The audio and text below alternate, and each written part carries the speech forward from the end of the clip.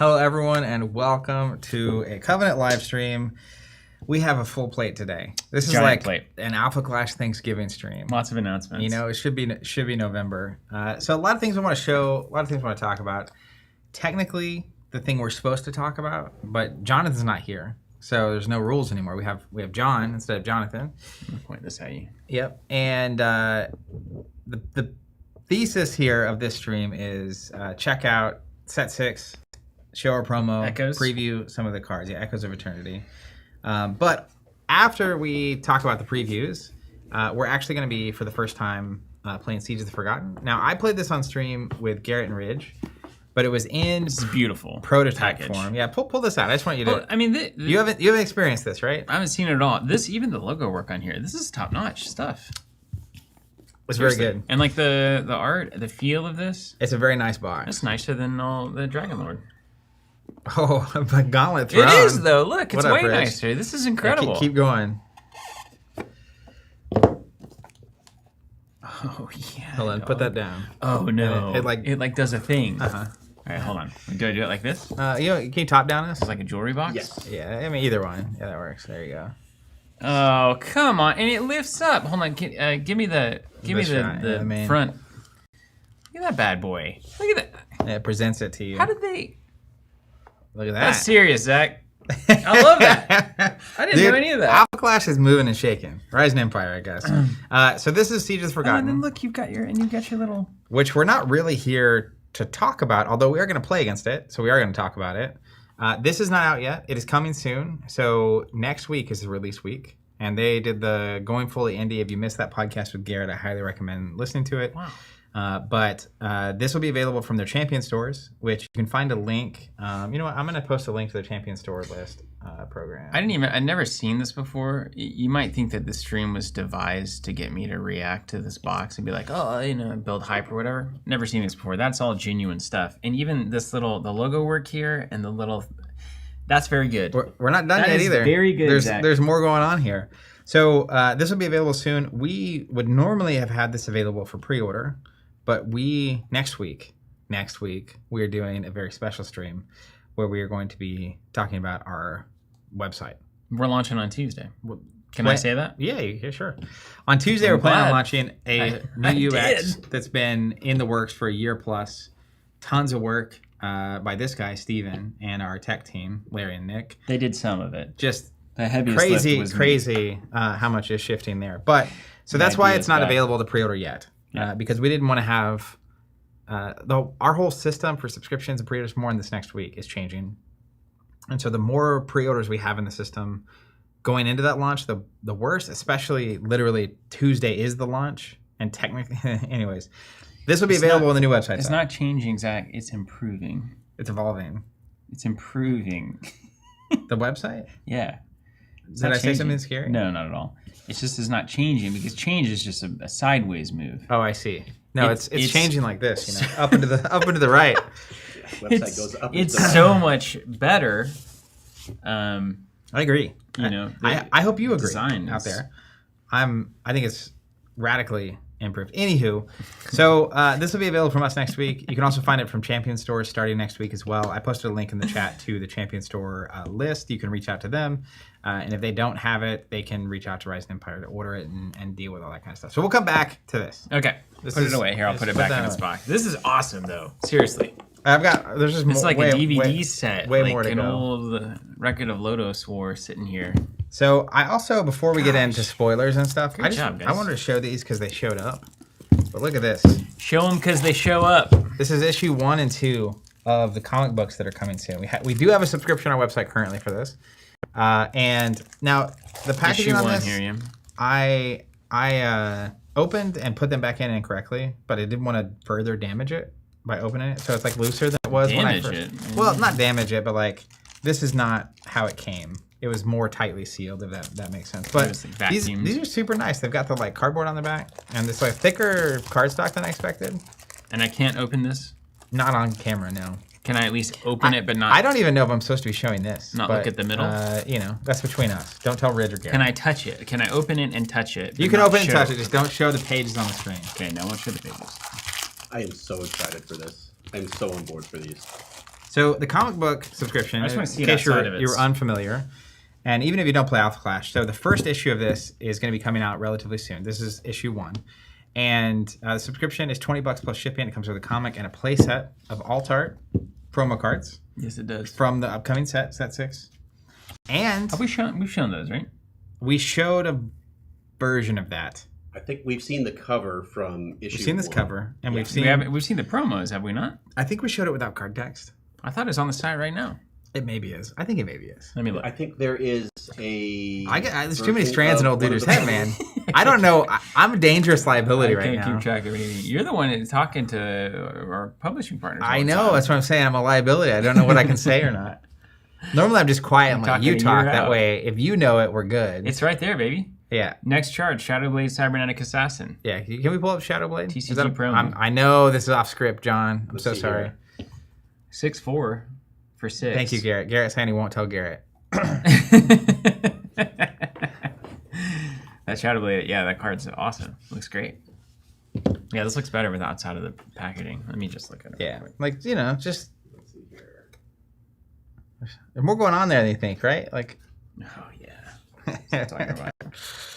Did I read these 2 issues? Yes. Did I enjoy it? Oh my gosh, it's already doing a lot for me. Dude, that page right there is killer. Yeah, when you start, it's so good. It's like, oh, okay. So there's all sorts of weird stuff. I'm not a comic. I haven't had a lot of engagement with comic books. I did get into comics briefly when Disney first got Star Wars and they rebooted the entire comic book line. But I don't know. Like, phenomenal. When I play a card game, I can tell you whether I think it's good or not. And to me, that opinion holds weight because it's informed. I can't really tell you what a good comic book is, but I read these and I really enjoyed them. So take that for whatever you want that to mean. What do you think is the comic book medium is really about art as much as it is about story, right? It's kind of the fusion of multiple things, kind of like how movies bring in like photographs and music and these kinds of things. Yeah, it's a different kind of experience because when you're just reading, of course, you're visualizing what's happening. Who's this guy? You're gonna love that guy. That's my guy. Well, no, it gets. Let me see what he looks like in that shot. Yeah, it's totally your guy. That's my guy. He's got everything I want. Oh my goodness. Am I gonna get to play this right now? Yeah. Well, so the whole idea with the comic books is that set 6 is a blended set where part of the art comes from these comics, literally, and part of the art is coming from the Cosmic Conquest board game that they did. Mm-hmm. And the Cosmic Conquest art is the old art style. And I did an episode of the podcast with Ridge where I think the title is like When Comic Books Are the Answer. And we talk about this completely. But the basic idea is that they're telling a story and creating comics. And from those comics, all the art is going to come and all the card designs are going to come. So, you might see that panel right there on the top right and be like, well, what should this be named? And how do we want to use this as a card? Instead of, this is an effect I want in the game. What character am I going to feature on this? And I'm going to describe that and send that to an artist and have them paint it. You just have people telling a story, right? So it's a very different process. But starting with set 7, as far as I know, all of the art from the game is going to come from these comic books that are coming out, which is so awesome. Really, really cool. Dude, wow. Yeah. So if you're not on that subscription, you haven't checked it out, I highly recommend it. This is a very new territory for an indie card game to be getting into. And it's really cool to see them just owning the indie comic book TCG vibe, right? And the whole thing. And it's a massive initiative for them, and this is just kind of the tip of the spear on all the things they've got coming, which is really cool. There's a box art right there. Can we pull up the box? Wow, cool. So this is set 6. What a creative font. Coming out, I think technically it's the week that is both in September and October. In the world between worlds, so to speak. I know we have permission to show the box art. There it is. Look at this thing. So I got a lot to say about set 6. I just want to see. No, you're showing people the inside of the. You told me not to show the inside of the book. This works though because it's just a blank page and then the box inside the comic book, but we're not really revealing anything, so to speak. So you'll notice this box compared to a standard Alpha Clash box is a little fat. Different. It's a little tall. Yeah. First of all, this looks amazing. Yeah, it's good. This is a whole vibe. So far, so good going on. But with set 6 come a lot of notable changes. So I want to talk about a couple of those really quick. Okay. First, foremost, most important, most exciting to me is that these booster boxes are now draftable.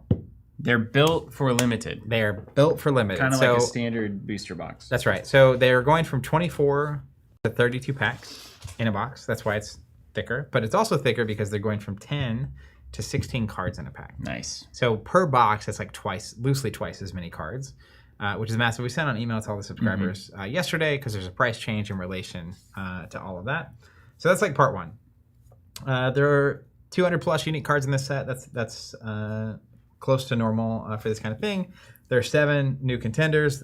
I don't know if the character that you saw is one of them, but I do know he will eventually be one of them. Because if they're pulling it, then now that I get to read this and then I get to play that's the idea, right? That would make a lot of sense. That's the idea. Yeah. But there's probably more characters in here than you can possibly make contenders in a single set. There's clearly one character in here that we all want to see, and I think we both know who that is. For me, it's this guy, Entropy.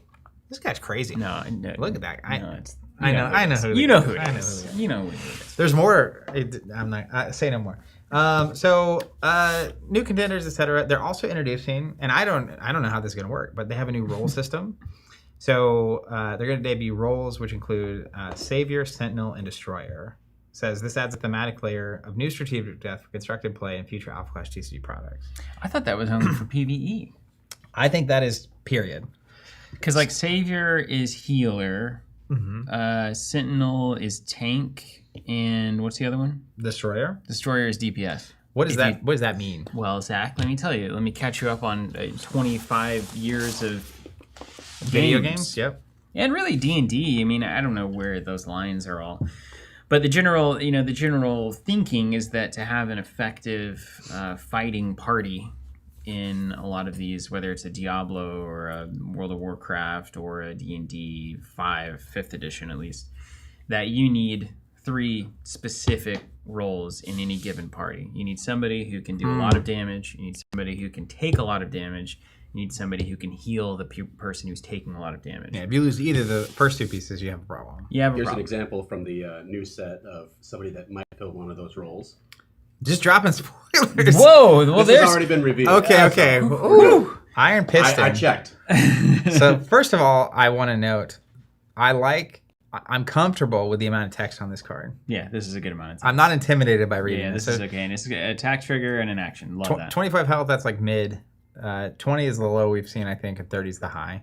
1 attack, 0, etc. So what's this trigger attack? You may put the top card of your Oblivion onto the bottom of your deck. If you do, this card gains +1 attack until the end of turn. Oh, that's cool. That's very good. So it's a 2-0 coming in for 2. It's just a 2, as long as you have cards in your discard pile. So. Oh yeah. That's the fuel that has to get. But that's really. Is this a? Are we fatiguing with this hero? They could keep their deck going forever. There are cards. There's one in particular. I forget the name of it, but I know it's black, and he's a black contender.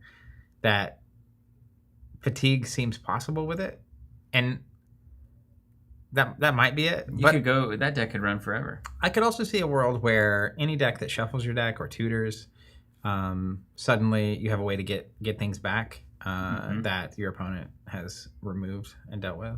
I've heard that recursion can be a good thing in card games. It's also weird. Yeah, he's just got recursion built in. Mm-hmm. So on the one hand, he's recurring. So yes, it could be some sort of either in-game state or even just recurring cards that are really valuable. The other thing, though, is when he recurs, he's at 2 strength and he has to attack. So he can't actually... Because he would take damage in return. Yeah. And that's so good. It kind of forces you to attack to get this. But could you put like a shield or like an equipment that makes him not take damage? I don't know. What? Can you pull that up again, John? Yes. When you get a chance. But the roles, I want to not lose this thought. So to me, it's really cool. They're blending, of course, the comics and the game, but then they have this PvE release. And you introduce these roles, which are going to impact both PvE and head-to-head. Mm-hmm. So that's these are cool levers that they're pulling that make a lot of sense in the context of what they've got going on.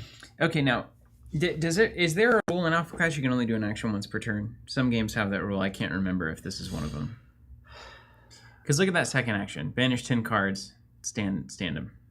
I don't think that's limited. So... if you attack and get +1, and then stand him by banishing 10, and then attack and get +1 again, and then banish him, Is this the idea of this this momentum end game? Almost like a rotating saw that was like if you had like 30 to 40 cards in your discard pile, so there's something there, and then all of a sudden it's a freaking buzzsaw end game. You like play Here Comes the Boom, clear the board, and then he's just like. But decks are 50 cards in Alpha Clash, I think. So we're realistically standing this once, maybe twice, if you develop a deck that's built to go like turn and burn. Yeah, and I assume he's gonna want to have things that action is new. It replaces once per turn during your primary phase. Wow, by the way, can you imagine one word replacing all that text? Ryan, I want to go give you a hug. I'm going to fly to Las Vegas and give you a hug for that. There's another keyword apparently it means as many times as you want. Is it called like unlimited : or? But that is a like text templating. That's what I meant. Like actually, this has as many cards as previous cards or many words. Text. Oh yeah, it's better. But it's like just better. Great job, Ryan. The condensing of that is amazing because now we all know what an action means. Yes, it's a once per turn thing that you can do. And I'm correct that Ryan has been helping with the templating and stuff, right? Yeah. He Perfect got guy hired for to that. come on and perfect guy for that. Judge that up. So that is incredible. Okay, so let's get into the new. So booster boxes are changing. Yep. Limited ready. I think this is a good thing for the retail environment, like champion stores as well. Massive for the champion stores. So now you get your 32-pack box. You have an 8-person draft, or you can do a sealed event or whatever, and everything's ready to go for limited. Which really, as Zach and I run the math on how do you make a retail store work in this current environment, limited play is like the singular best thing that you can drive in a local store. 100%. It is easy for new players to get in. It generates a lot of sales of product that you already have, and you're making the majority of your profit on sales directly.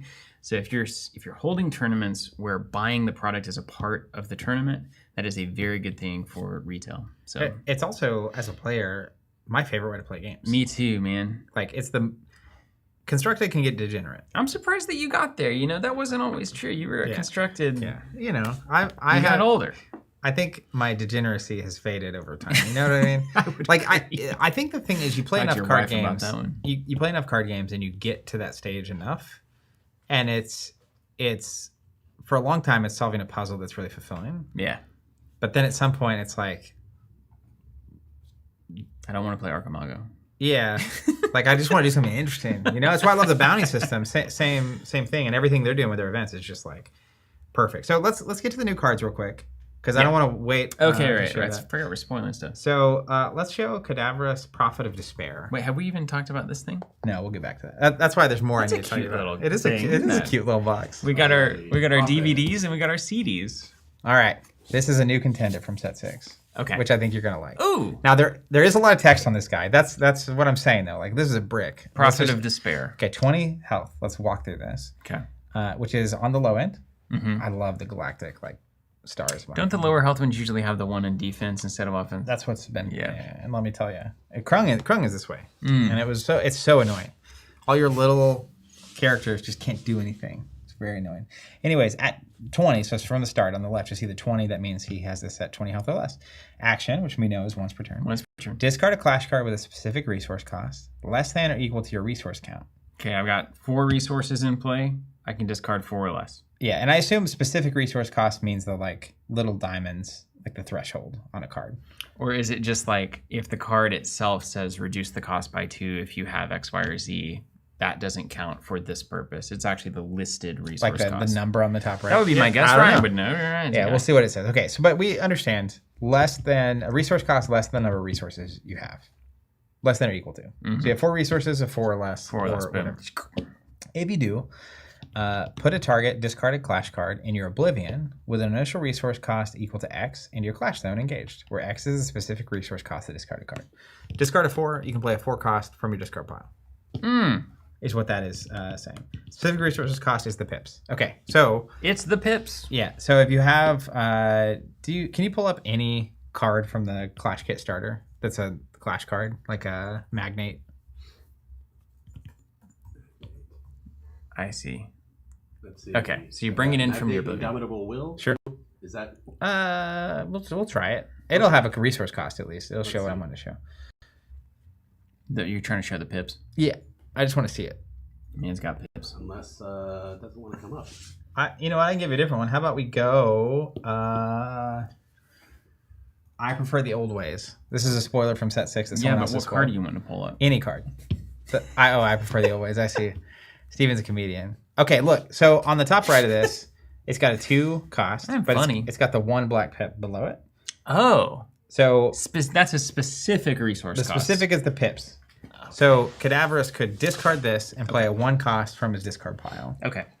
Put it back. So bring back Understood. Prophet of Despair. And it brings back based on the you discard the specific pips. Do you look for specific pips in the discard, or is it the total cost in the discard? It's the, so it says. Let's read the card. Discard a clash card with a specific resource cost less than or equal to your resource count. So you couldn't like randomly bring in a 5 pip thing at only 2 resources. We're calling specific resource and initial resource are different here. Yep. That's what's being called out here. Specific resource cost less than or equal to your resource count. If you do, put a target discarded card in your Oblivion with initial resource cost equal to X into your clash zone engaged. So that's the number. Yeah, and it does come in engaged, which I really like. But this talk about recursion. Yeah. This guy's seemingly a mad scientist. So it comes into play effects are going to be disgusting. Yeah, and it's just the being able to turn any card in your hand into a card from your discard pile. Mm-hmm. Also, you don't pay for it. Mm-hmm. So you mm-hmm. and what this is really doing to me is higher pip cards haven't really been incentivized in the game yet, outside of just being good. But in this case, it's actually going to incline you to go like a single color. Like he'll want to play a lot of, if you want to actually get powerful effects out of this. Yeah. I would expect if this gets like busted at like a Michael Hamilton level, he'll actually probably just use it to recur some really annoying 2-cost thing that has a really powerful like leaps play effect because he puts it in for free every turn. It's yep. Like, yep. You know, the whole. I mean, we've seen this a million times, have we not? I'm telling you. It's just like, I'll do the same thing I did with Archimago. So we know how this is going to go. There's well, going to be recursion from the discard pile. This is like significantly more restricted because there is a card cost you're having to discard it. You want to discard high pip cards, which are usually your most powerful things. And by the time you can do a 4 pip thing, you could almost just play the card out of your hand. I think it's the 2 pips that we're looking at. Ryan Webb saying you also bypass any as an additional cost. Uh-oh. Yeah. Uh-oh. Yeah. All right. Let's read the second ability real quick. We'll play this. Clash cards you control get trigger defeat. Oh, no. Oh, it's built in. Oh, Son no. of a... Whoa. If this card and an opposing clash card were defeated during this clash, your contender gains a health. My least favorite of any things. So it's got healing? And it's got recursion? And it's got cost skipping? What was the... What do we call it? 7 Deadly Sins? That's 3 right there. Design? I mean, this is just... That's look at this guy. He's a sinner. He's the Prophet of Despair. It checks out. It makes sense. So you bring in a 2-cost. It has a... if they attack it and it dies in a clash, but it has to defeat it, whatever it's fighting to get this effect. Yeah. Then you would gain a life. With 1 defense and a healing thing on board. Now, I will say, these secondary abilities, a lot of times, they don't matter. You're right. Because I'll get this guy to 11, and then he will either win the game or I will get him to 0 in one turn. I found that too. So, anywho, he looks awesome. I love the way this guy looks. So, let's look at him some more. Can we bring up Vile Virtuoso? This here is our promo. Vile Virtuoso is there. Oh, that's our promo, Zach. All right, so now that we know what the contender does, they're so kind. He's 4-cost, specifically for green. See the 4 pips? That is a great looking card. Is that from the comic book? I don't know. Couldn't tell you. You know what? I don't think so because if you look at that weapon. If you look on the bottom right above where it says Clash, there's an artist name. I can't see it because there's a line. Green. But the comic book ones. So if you bring that Cadaverous up that we showed, the Prophet. Oh, Patty Grimm. I like. So you see the stack of artist names here? Yes. That's comic book because of the process, which is someone does the sketch, someone does the ink, someone does the color, someone does the. So it's like 4 artists are actually all contributing to the same thing. So, anyways, bring Vile Virtuoso back. I watched a Reading Rainbow episode on comics. Really? It was awesome. Yeah, it was like the old way of doing Where were you Everybody's watching it? Sitting in the studio, and there was a guy inking, and there was a guy like drawing. I think that's how they still do it. And it's unbelievable. Well, there's probably computers involved now. Maybe. Anyways. Okay, so 4-cost. I love the look of that card. 4 specific. What we said initial was the top right. Mm-hmm. Anyways, I'm not gonna get into that. But can you pull that card back up, John? It disappeared. Yeah, it's I'm having some technical difficulties today. That's right. That's good. That's what That's right, important. If it's a 3/3, so that's low for the fact that it's a 4 cost that you have to spend 4 green on. Pretty much every card game is numbers on cost should equal numbers on power. Right? At least this one. Yeah, if you pay 4, if nothing else was on this card, I would expect it to be a 4 attack, 4 defense, 4 health. If this card is discarded from your hand by a contender effect, you may draw a card. So wait, that is the effect. Like his Cadaverous' thing is checks out. Okay. So, then now it's card positive? Action. Which is once per turn, as we learned. Diminish 2 cards. So diminish is discard from the top of your deck. Okay, so mill yourself. If you do, your contender gains 1 health. This is disgusting, Zach. Zach, this is disgusting. Listen, this is disgusting. I love Garrett disgusting Ridge, contender. but I hate healing. Wait, we got healing, we got mill, we've got discard recursion, we've got cost skipping. What else are they going to do to this poor guy? I mean, limit 1 per deck? Go ahead and get the full sweep. What else is in there? Also, limitless removal. Michael Hamilton is going to make me hate this card. When it comes into play, discard any card on the board. That's the next thing to do to it, just to really push it. Really push it. Yeah, hi Garrett. Well, I don't know if the card's any good, but it seems pretty good. I know the exact person that's playing this deck. Yeah, just load them up. Oh my gosh. So this card will come 1 per Echoes box with set 6 when it comes out, if you pre-order it / subscribe. The other piece of this is... It's got 4 pips too. I forgot to mention, they've changed the case structure. So it's so much better. It used to be 12 boxes in a case, and they have these box toppers that are beautiful and legal to play, but they're just like full art, no text. Now cases are boxes of 4, and they still come with a box topper, which is awesome. And then technically 2 cases come together in a master case, but each of those would come with a box topper. So all that to say, if you had a subscription of 4, you would get a case, 4 copies of this, sealed and case. A box topper sealed case. Yeah. If you had a subscription of 8, you get a sealed master case, would you not? Yeah. Do I know that for sure? Can I say that? You can say it. Okay. You get a sealed master case. You can say it. If we don't do it. If you get 16, you get 2 sealed master cases. That's right. And on it goes from there. 224. Yeah, we don't allow people past 24. That's just crazy. No, what That's are you, a crazy. distributor? Okay, I'm just going to say 2 other cards that have been spoiled. Wait, that we're spoiling? No, they've already been spoiled by other people. So that's the only thing that we have that's new. Is that Those correct? that's the new unrevealed before now cards. So first, can you pull up Thragor Dread Titan? I love the art of that promo. Yeah, that's very, unbelievable. very good. It's very good. How many boxes are you getting? Can you give me ratchet 4 that of up? Or just 1? I just need 1. I just want to put it in a binder. All right. Whoa. So this this guy's crazy. Talk about text. All right. First of all, things to note. He costs 9. Wow. But he's only a 2/2. Okay, well then unplayable. Yeah. And you'll notice on the top right, it's half black, half green. Okay. So 5 pips. a lot of times this guy's going to go down as a resource if I had to bet. But I haven't even seen what he does yet. So Also, to our original point, discard, play a 5 cost from your discard pile with Calvados. I kept trying to not to Cadaverous. say Cadaverous. Thank you. It's like cadaver? Is apple brandy. It's like Cadaver. Yes, Cadaverous. I assume he's bringing people back from the discard pile. So he's like... That's why the scythe, too. Yeah. He might be in the comics. I can look. So he is. That's why I know some thematic things about him. Anywho, so Didn't last long. specific resource cost, you got 3 black, 2 green. So that's already if you're playing Cadaverous. He's got Breakthrough, which you can imagine what that does. Yeah. You get your stuff through the block. Yeah, but he's only a 2. So anyways, Doesn't he's matter. unrivaled. You get 1 unrivaled card in your deck. Period. Wow. So he's got to be the card. And it says this card can be played from Oblivion and can't be put into play or played from hand. Can be put into play or played from... Okay, So no he- problem. he We already has have to the come hero from that does Oblivion, that. We have yeah. the contender. Costs 1 black, 1 green less. You control both Thragor and a Cadaverous card. Okay, so controlling the contender is a card, Yeah. and then another Thragor is there. Yeah, and so that would actually... So when you have the pips like that, it does a couple things when you reduce it. So it reduces Specific resource. the cost. So if you have 1 of each, right, it would only be a 7. And it also reduces like the threshold, the number of resources you have to spend to play it.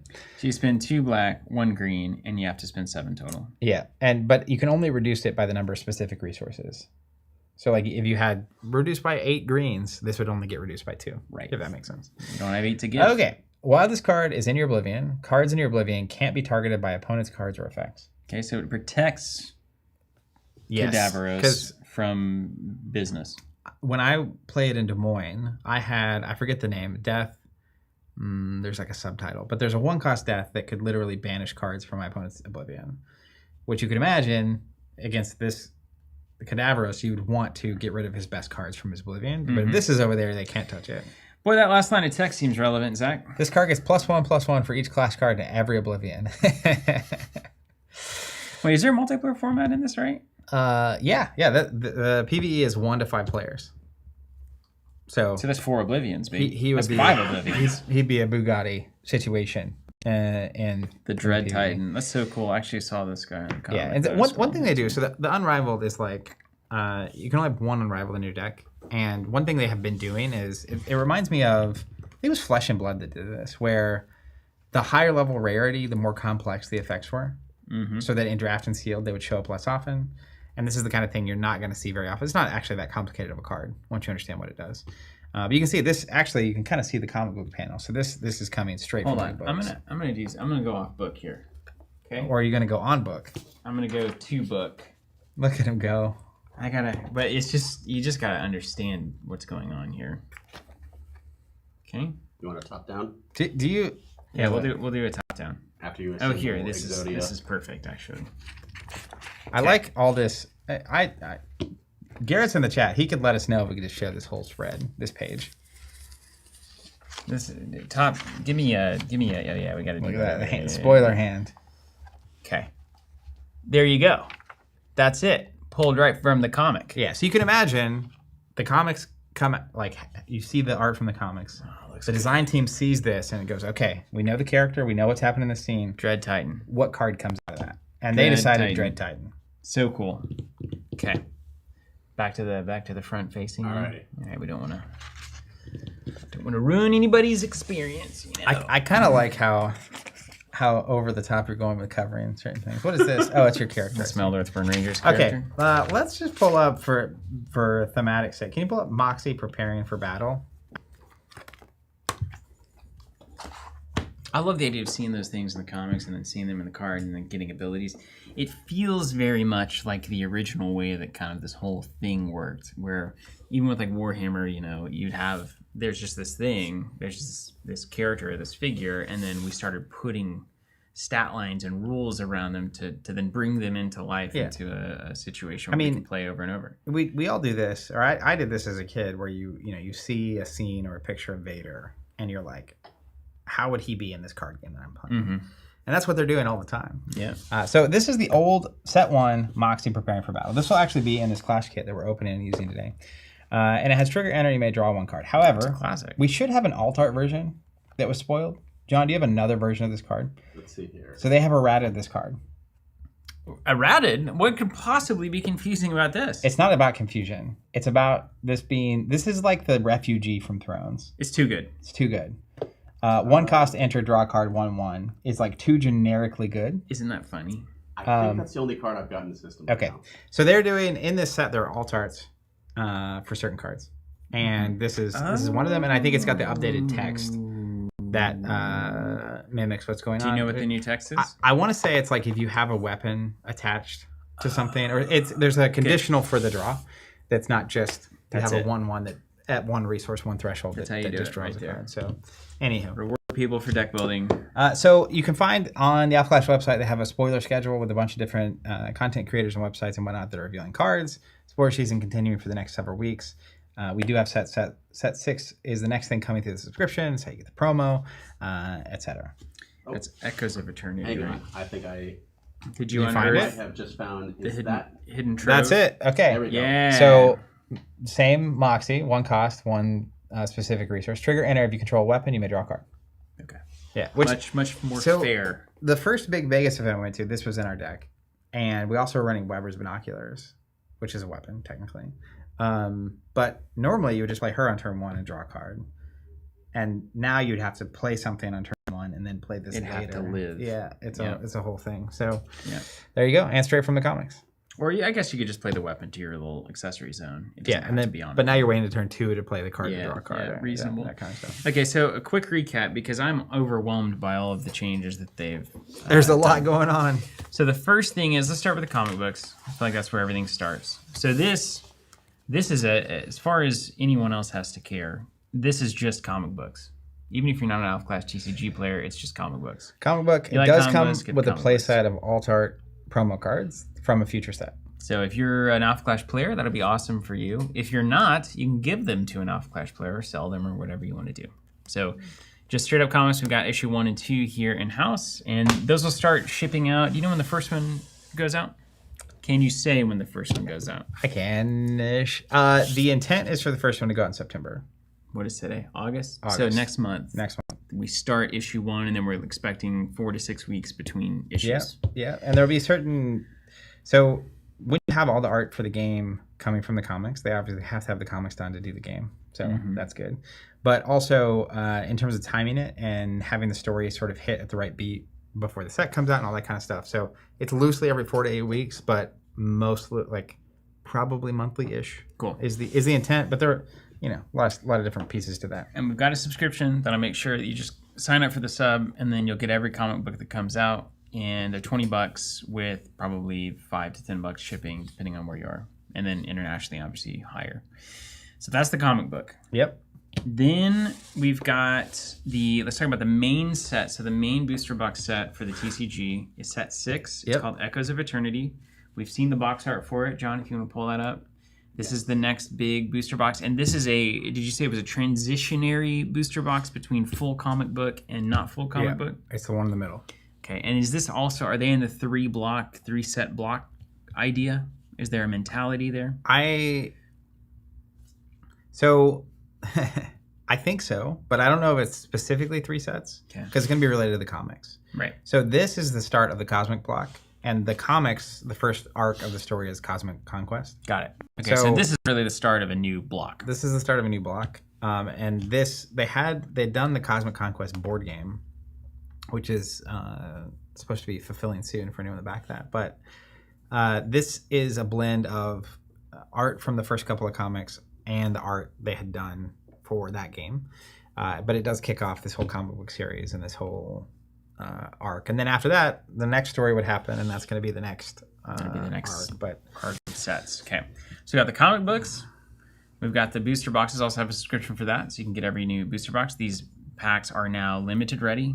There's 16 cards per pack instead of 10. There's 32 packs instead of 24. So it's a much more familiar product, I would say, for retail and for players.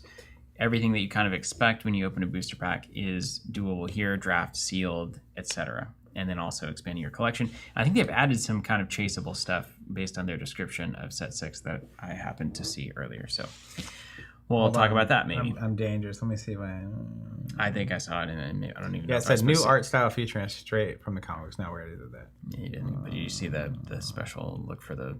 Yeah, I'm not.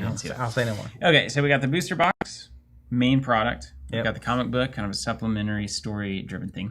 Then we've got this PvE, which is another thing. Now, does the PvE matter for the TCG competitive 1v1 play? It does. Tell me why. And here's why. So someone was asking a question, how do they get started in PvE? So That's Chris Gilbert. What's up, Chris? Within the next week, by the time we stream next week, you should be able to order this product from us.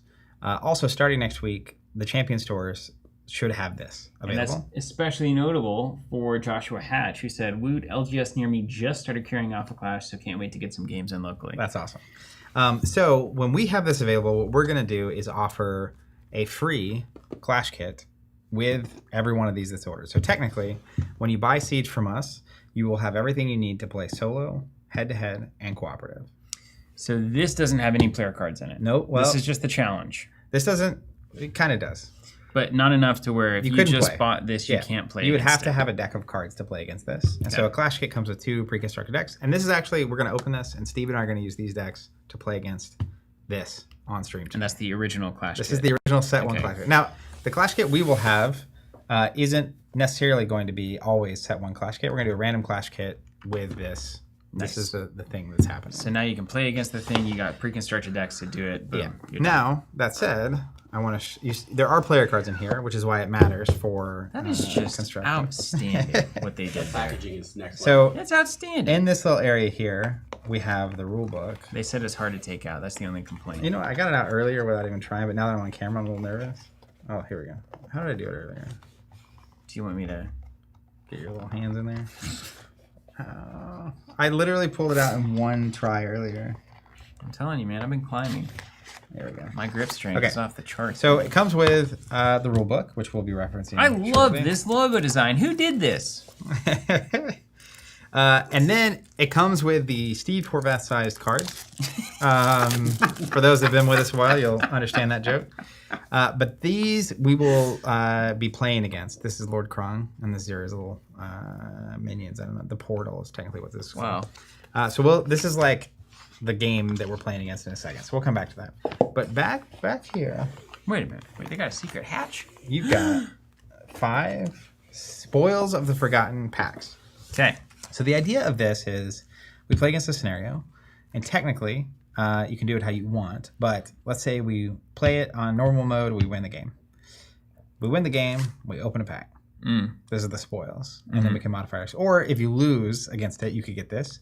And this is a mini set of cards that are specifically designed in a way that it would be the kind of cards you would want in this scenario. Okay. So if we play these decks and we get smashed, which we will, we could open up one of these, Maybe one each.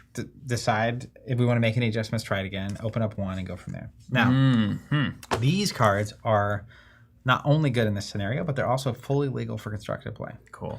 So instead of making people, because some people will only care about PvE and just want to do that. Some people won't care about PvE at all. So those people, which I know many of, on the competitive side of life, they didn't want them to have to buy a bunch of these to get this. Also, if you really enjoy this experience where you play open a pack, you can get more of these packs in these little miniature booster boxes for Spoils of the Forgotten. Okay. So this is just the booster packs put into a little box. Just the packs in a box, and these will also be available at the same time that we make this available, so you can get these as much as you want. So we're saying release week for the PvE stuff is next week. That's right. Okay. Wow. And this is like a little mini set too, so you modify your constructed decks. That's right. So it's kind of like a set coming out, but it's a smaller set. So it's only, like set 6 has 200 plus cards in it that are new and unique, and I think this was only like 60 or 70 unique cards. And I haven't seen any of these, so I am excited to get to the point where we lose and then, just open them and whatnot. And those are brand new cards? They're not from like old sets? These are... maybe some of them are reprints? There might be alt-art reprints in here.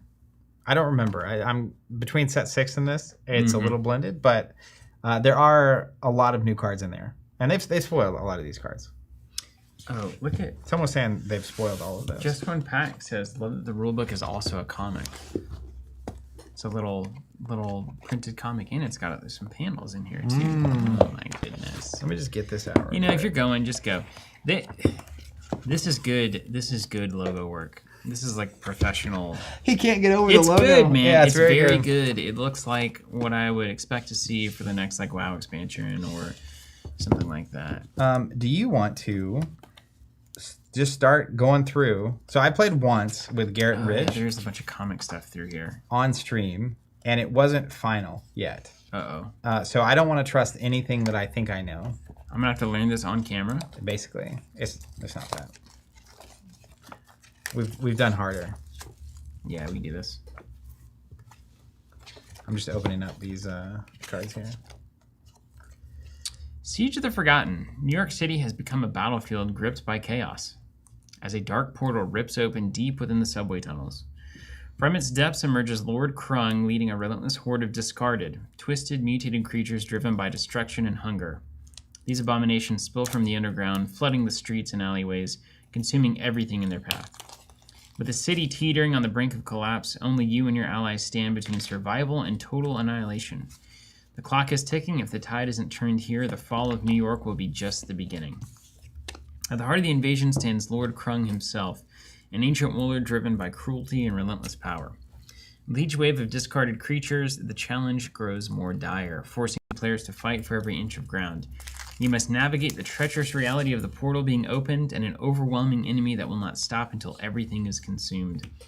Victory is hard fought, and only the strongest and smartest will make it to the final battle with Krung. All right, here's our setup. Okay. Event Oblivion, top left. So, Event Oblivion. So event deck goes below that. Event and deck, can you give me the and top then down, discard. John, so I Yes. can set this up? And then the minion deck is on the right. So this is the event deck, and the event discard pile will be up That's here. right. And Ryan then said we will not need the boss deck. yeah. So one of the really cool things about this, yeah, thank you. Yeah. Is that there is this boss deck, and so you can play solo against this Krung scenario. Obviously, we're going to play 2-player against it. You can also play where someone controls Lord Krung, which is where this boss deck comes in, and that is like a whole different level of difficulty. So then you have an overlord. That's right. When we played on stream, Ridge was the boss, which is funny, and he absolutely dunked on us in the nicest possible way. Okay, Why so is Ridge crying? This is the setup. Okay, so that's how it's supposed to look. Then we've got our ambush zone here. We've got a clash zone here. Okay. So just imagine we'll just put a little thing here as our ambush zone, and then we got here a clash zone.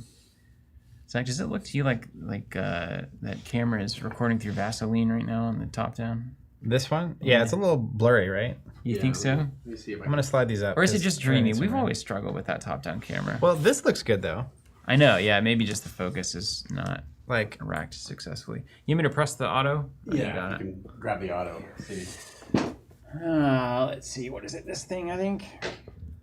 Forgive me if it all goes sideways. I can also tell me if anything gets better looking. it's like going to the eye doctor. Oh, we're zooming. Okay, we're not gonna zoom. Let's just. Okay, this should be getting worse, right? Are Yeah. we worse yet? Yeah, All right, tell me when we're good. beautiful. That's it. That's pretty good. This came into like I could read that a lot better. Yeah. Yeah, that looks better now. Tell John to stop using autofocus. John, he drilled me whenever I would go to Gen Con and help filming and everything. He said manual focus every time, manual focus, and then you know what he started doing? He started relying on autofocus. And he's not here to defend himself, so I feel justified. No comment. I don't saying have a horse. John's in here this now, though. John You know, knows what he's doing. I think it's incumbent upon John II to say, I'm running the stream today. All technical issues are my fault. I appreciate that ownership.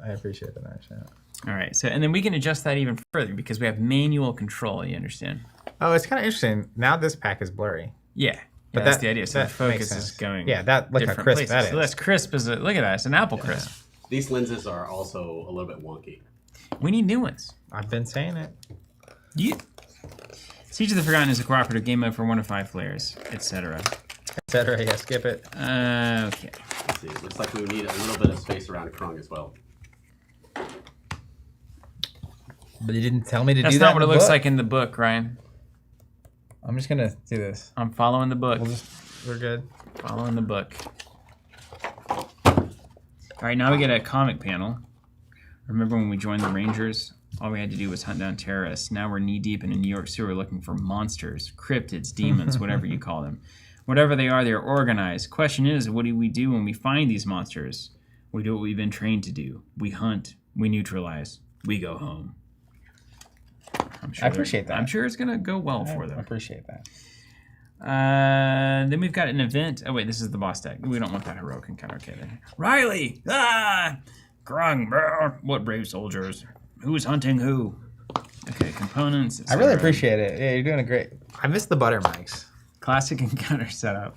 Remember Arco? I do, We really yes. leaned it. That pandemic was a wild We freaking had a time. lot of time. The bus. Steven, can I invite myself over to your house for story time? When you're reading the book? Absolutely. Yeah, we read The Hungry Caterpillar last night. Yeah, It's good stuff. That book brings back some memories. dude. Lily slams that book. Oh, like a champion. we did the Hoot Owl book too. How'd she feel about She it? loved it. I got a picture I need to share It with was you. like one of the weirdest. So the Wilsons got that for us. Really? At our baby shower, and from like 2 or 3 months old, she was just obsessed with that book. Mm-hmm. Strangely. Anyways, Owls, man. I can recite it from memory. The boss has a minion deck and an event deck with corresponding oblivions, as well as a minion zone and ambush zone. Players share a clash ground zone with the boss. Okay. Ambush zone, clash ground. Got it. A lot of zones. We share the clash ground zone. And then this is... So there's 3. This is their ambush zone. This is their clash zone. And then we share the clash ground zone. Because I imagine we can override it like a normal thing. All right. Each player brings a standard 50-card deck and 1 contender. Did it. Place the shuffled minion and event decks into their zones. Have we shuffled? I haven't shuffled. All right, let's go and shuffle. But I did remove these focus tokens. Now, if we were reasonable people, we would sleeve these. Next time. I think you can get some Mondo sleeves for those bad boys too, can't you? The big sleeves? Yeah. You get like a DVD protector. It's about the same size. Just put it in a CD case. You send a couple to Steve? Just let Easy guys did it. I'm certain somebody's got like a home lamination kit. Like, Yeah, definitely. What is the crickets?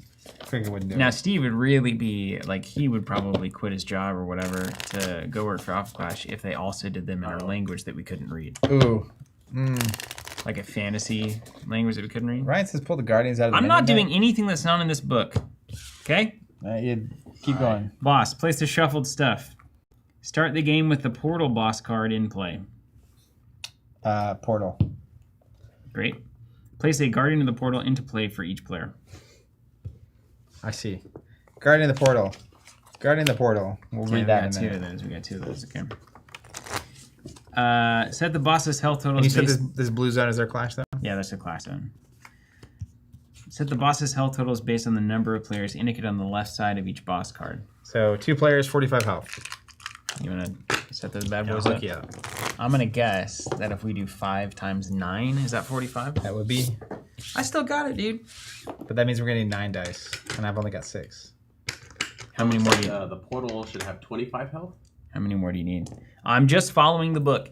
If Ryan wants to talk to us on chat, I'm going to ignore him fully. Oh, no. So No, the Krung portal and is the what's in portal play. both have their Krung's not even in health play yet, I don't think. Oh, okay. So it is 25. I got it. All right. Yeah. I'm just going to put Sorry, this in. Ryan. That was me. That was my interjection. All right. I'm going to have some extras over here. The game, the portal, the boss 25 card. So this isn't even in play. I don't think so. Not according to the book.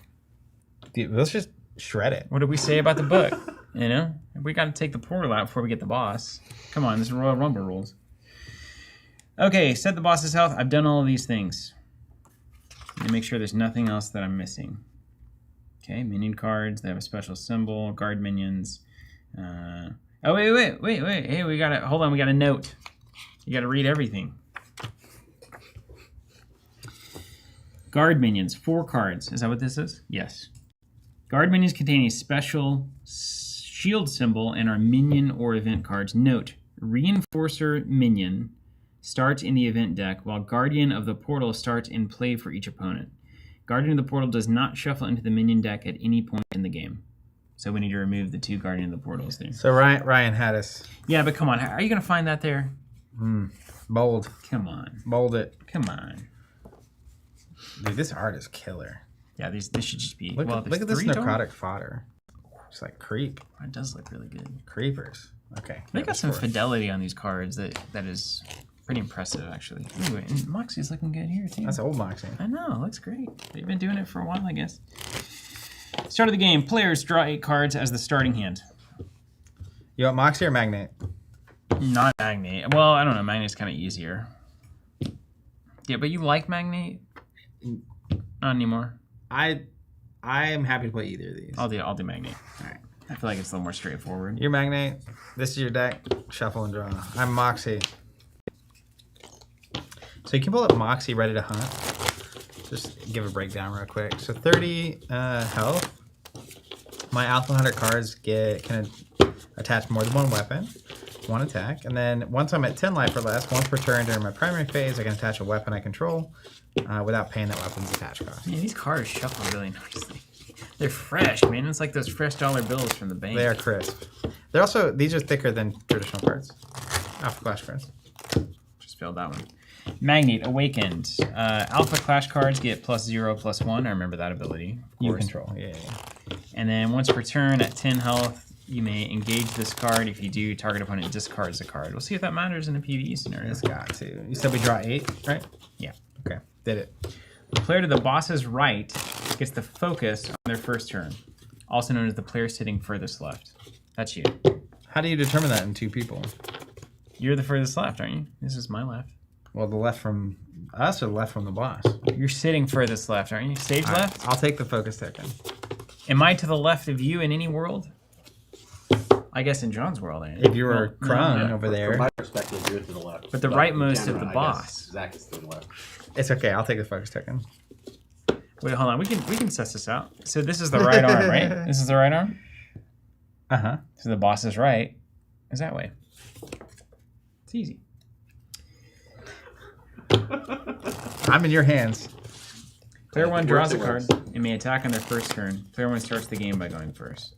Okay. So usually player 1 can't draw a card or attack on their first turn, right? But in PvE, we're breaking the rules. They give you that. Yeah.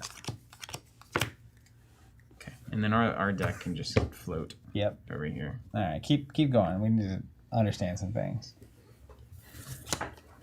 Can you mulligan any cards? Oh, they've gotten so much better.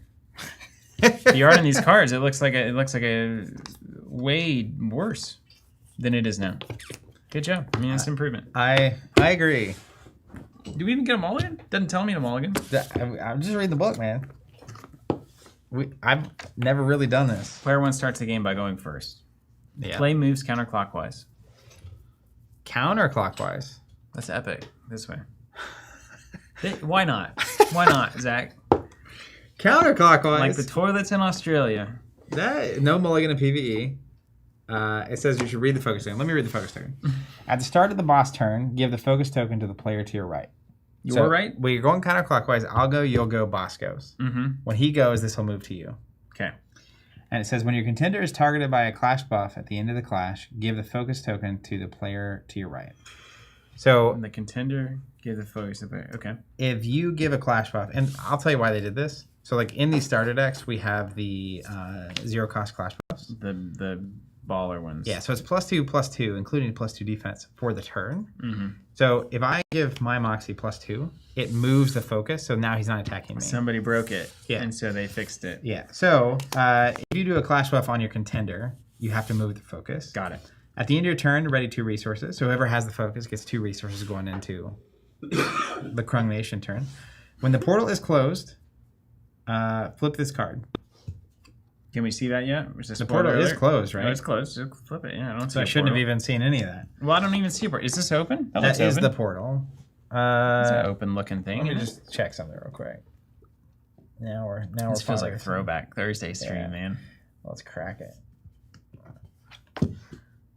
Same portal. This says collapsing though, so it is open. I assume. Is Yeah, the portal open? If it's not Ryan? collapsing, it's probably open, right? Portal It's was. like in my card set, I've got a flip side to that card, so presumably there is another stake to the portal.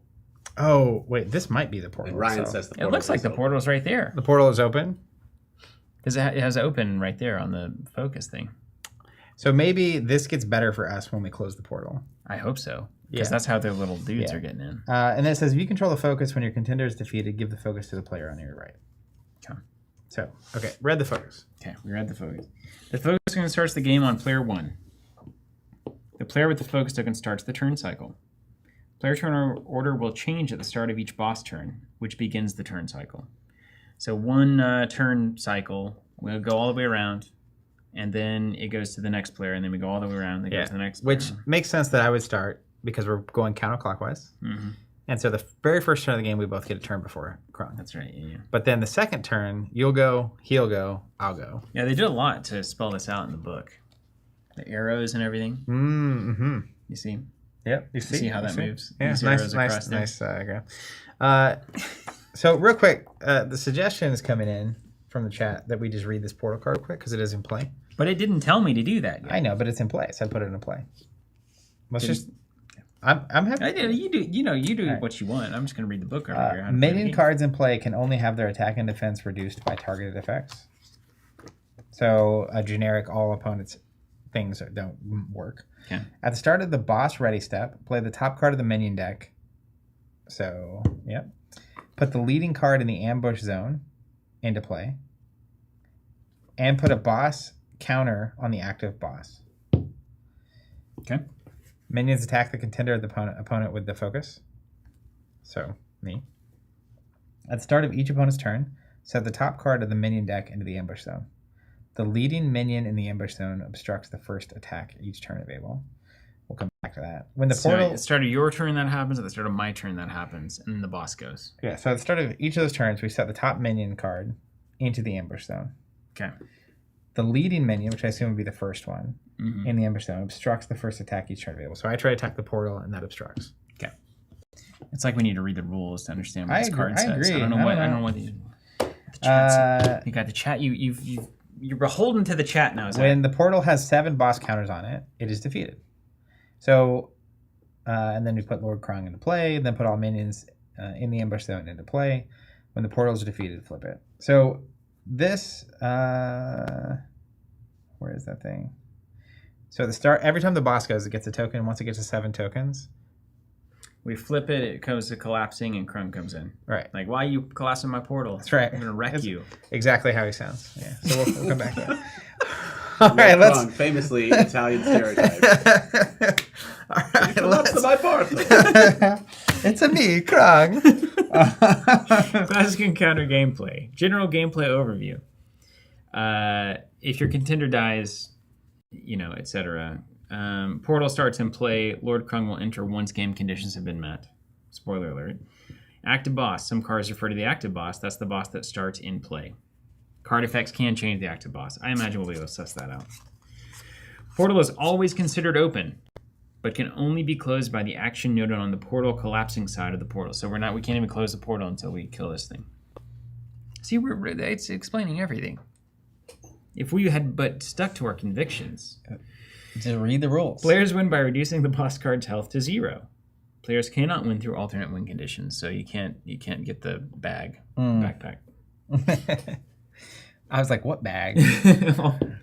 All players may interact during the clash phase of a defending player as if it were their own. So like I can block for you. All players may interact during the clash phase of a defending player as if it were their own clash phase, yeah. Now, does that just mean cards that say during your clash phase you can do X, or does it mean you can actively block? I don't know. Probably you can block. Allied players share a clash zone, so clash cards with exclusive apply to all players. But we also share a clash zone, which means you can definitely block. Events under the boss's control may only be replaced by clash crowns of an equal or higher initial resource cost compared to the value of. So if they play an event here in their little thing, we can replace it with a clash crown, but it has to be equal or higher resource cost. Yeah, this is the event deck over here, which is the clash ground spot. Events are immune to effects that try to modify or negate them, or effects that they generate. Okay, here we go. Now we're just about through the list here. Minions played from the minion deck do not have a characteristic for resource cost. Having no resource cost is not equivalent to a cost of 0. Good to know. Card effects that look to affect or target a card of a specified resource cost cannot affect the minions played from the minion deck. Minions obstruct from the ambush zone and only obstruct the first attack each turn that can be obstructed. So we got to burn one. Keyword abilities do not prevent a card from being obstructed. A card with flight can be obstructed by a minion in the ambush zone. Doesn't need flight or intercept or anything to do that. The leading minion card implies the minion card that has seniority in the zone. Been there the longest. So we'll do longest left. Longest left, LL. Longest left. Minions in play cannot obstruct once they actually come into play and can only attack. So only the ambush zone is the obstructors, and then once they're out into this zone, they only attack you. Which is interesting because this Guardian of the Portal says, while the portal's open, this card cannot attack. Oh, well, then it's easy. So it can't attack or defend. Yeah, so it's a waste of time. We're just going to smooth How does this that, thing. how does We're that going to wreck work? this thing. We're going to wreck this thing. Maximum number of face-down minions in the ambush zone is equal to the number of players plus 1, 3. So we have 3 cards here. 3 cards here. Yeah. If the minion deck has no cards, shuffle and set it as the new minion deck. So it's never But going we to run out. never shuffle these guys in. I don't think so. You said that explicitly. earlier, yeah. You can't interact with stuff in degenerate ways. I'll just Cliff's notes this. You can only counterplay effects against the boss when the effect resolving specifies a card type is played. Otherwise, effects will specify put. I'm sure that at some point that's going to make sense to me. So look at your counterplay effects and then we'll figure it out. We can't use the same contender because impossible. Effects that would stop minions or bosses from attacking will only prevent the current/next attack. Keep that in mind. Minions cannot be prevented from attacking. Minions in the ambush zone cannot be removed by card effects from opposing players. Boss cards cannot be put into play, or controlled by opposing players. And then if player controls the focus when their contender is defeated, that player gives the focus to the player to their right, which of course won't happen. Lastly, ignore the red background text on the bottom half of cards for now. That's like the super heroic mode. Okay. So we'll just ignore the red Don't text. need that. Here's our sequence. Expansion phase. Ready, draw, resource. Classic. Primary phase, or clash phase. End of turn. Boss turn sequence. Start of turn, ready, event, minion clash, boss clash, end step. Okay, and then we can go through those when we get there. And then we go to heroic. So No heroic for us. let's get into this bad boy. Okay, Ryan says, read the rest of the guarding cards. So this doesn't make any sense to me. It says, while the portal's open, this card cannot attack. Trigger defeat. A player of the opponent's choice draws a card. The active boss gets -1 defense till the start of the boss's next turn. Oh, you know what? It can't attack or defend, but we can attack it. So we just kill the guardians to get a little bonus. It's like eating the turkey in Street Fighter. Is that right? So you draw a card. Streets of Rage, excuse me. And they would get -1 defense. And they do have 1 defense, so the first damage of every attack is prevented. From this guy? So if we attack here, he takes damage. Mm-hmm. If we get him to 0, I think he flips. Yeah. Or if it gets to 7, he's going to flip. Yeah. I assume getting him to 0 and flipping him is better than him just getting to 7. And we can't just attack these directly I think because we it's can. Alpha Clash. Oh, we can. Okay, we attack him, and then we get 1 health, and then somebody draws a card, and he gets -1. I think so. I don't. I think they're little goodies. I think we're supposed to use them. Ryan's saying you can only attack him if you have close combat. I just don't get what these guys are doing. They're guarding the portal, dude. But they can't defend. Well, no. It said cards that are here can't defend. It does make them less good guardians if they can't defend. I would say in the grand scheme of things. But when the portal is closed, they start attacking. That is something that's relevant. So once we flip this over, they'll start attacking us, which maybe is not great. Yeah, let me reread this for a second so I understand this situation. They probably just get mad when we kill the portal, and then they start attacking us. That's probably the whole game here. Then they start going crazy. Because then their top line of text is gone. So this says, many cards in play can only have their... That doesn't matter right now. At the start of the boss ready step, play the top card of the minion deck. So I'm not going to do it, but just it would go here. Put the leading card in the ambush zone, so the furthest left, into play. So if there were cards here, let's say this was here. So when he goes, this comes into play, this comes into play. And then put a counter on it. And then put a counter on. Okay. And we don't want that to get 7. At the start of each of our turns, we're going to set the top card of the minion deck into the ambush zone. So there will be 2 here by the time he goes. The leading minion, which is this one, obstructs the first attack each turn. So we'll just work through it. Like we always do. Okay, I have a hand. Our first Marvel Champions game as well. Do I skip the draw step on my first turn? No, you don't. We read that explicitly. You get to draw and attack and all that stuff. All right, let's read the things we don't want. Jeez. Seems good. Okay, I'm gonna play a resource. Actually, you know what? At the start of each opponent's turn, that's us. This card goes here. The leading minion here would obstruct the first attack if able, which I'm not going to do. So I'll play a resource. I will then play a captain. Does it come in face up, though? Do we get to see it? I think it's face down. Okay. But then when it obstructs, does it flip? Because it didn't tell us that at all. I think we'd flip it up. It would say face down otherwise. It would have to. It's the only way it would work, because otherwise, how do you flip them? So we kind of know what's coming. I'm going to play Moxie Preparing for Battle, and I'm going to use the current text that I read in front of me. We're going to need it, so I draw a card. And then that will be the end of my turn. So your turn would happen. This would go here. Look at that lizard. Scaled Lurker. And then you get to go. So you draw a card. And now I get to go. Oh, it is face down. It's an ambush zone. Oh, right, because they're ambushing. Yeah, They're so face down in the ambush zone. The first time you attack each turn, the leading one goes. And then if they're here, by the time he's going, they're going to come down anyway. So, but this obstructs, right? So do we flip it up and see how we got obstructed? Ah, really? Yeah. It's a tarp. It's a. It's just random. Yeah. We just don't even get to know if it's gonna wreck us. Yeah, that's correct. Okay. Let's play a resource.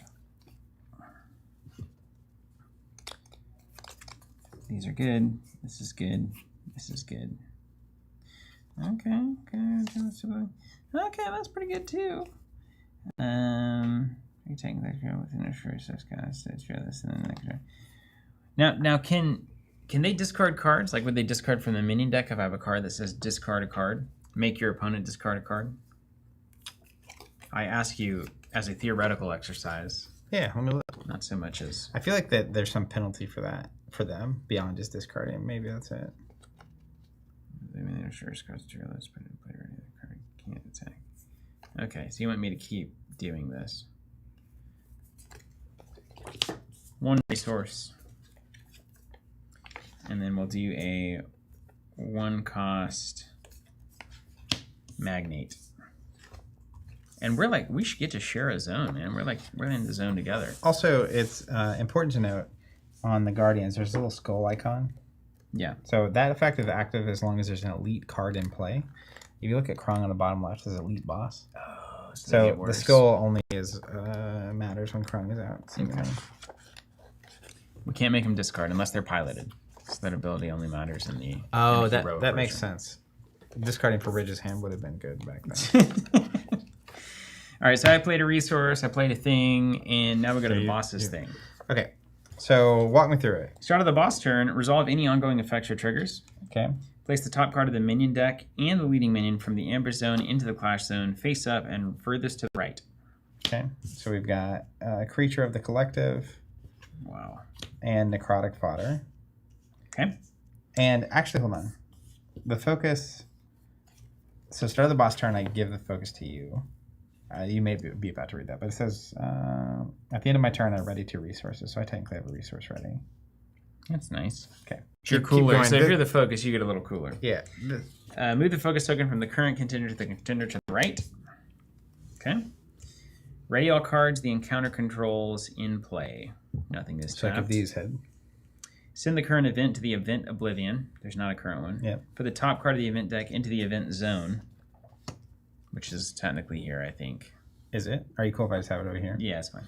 So that's a lot of appendages. Is the card that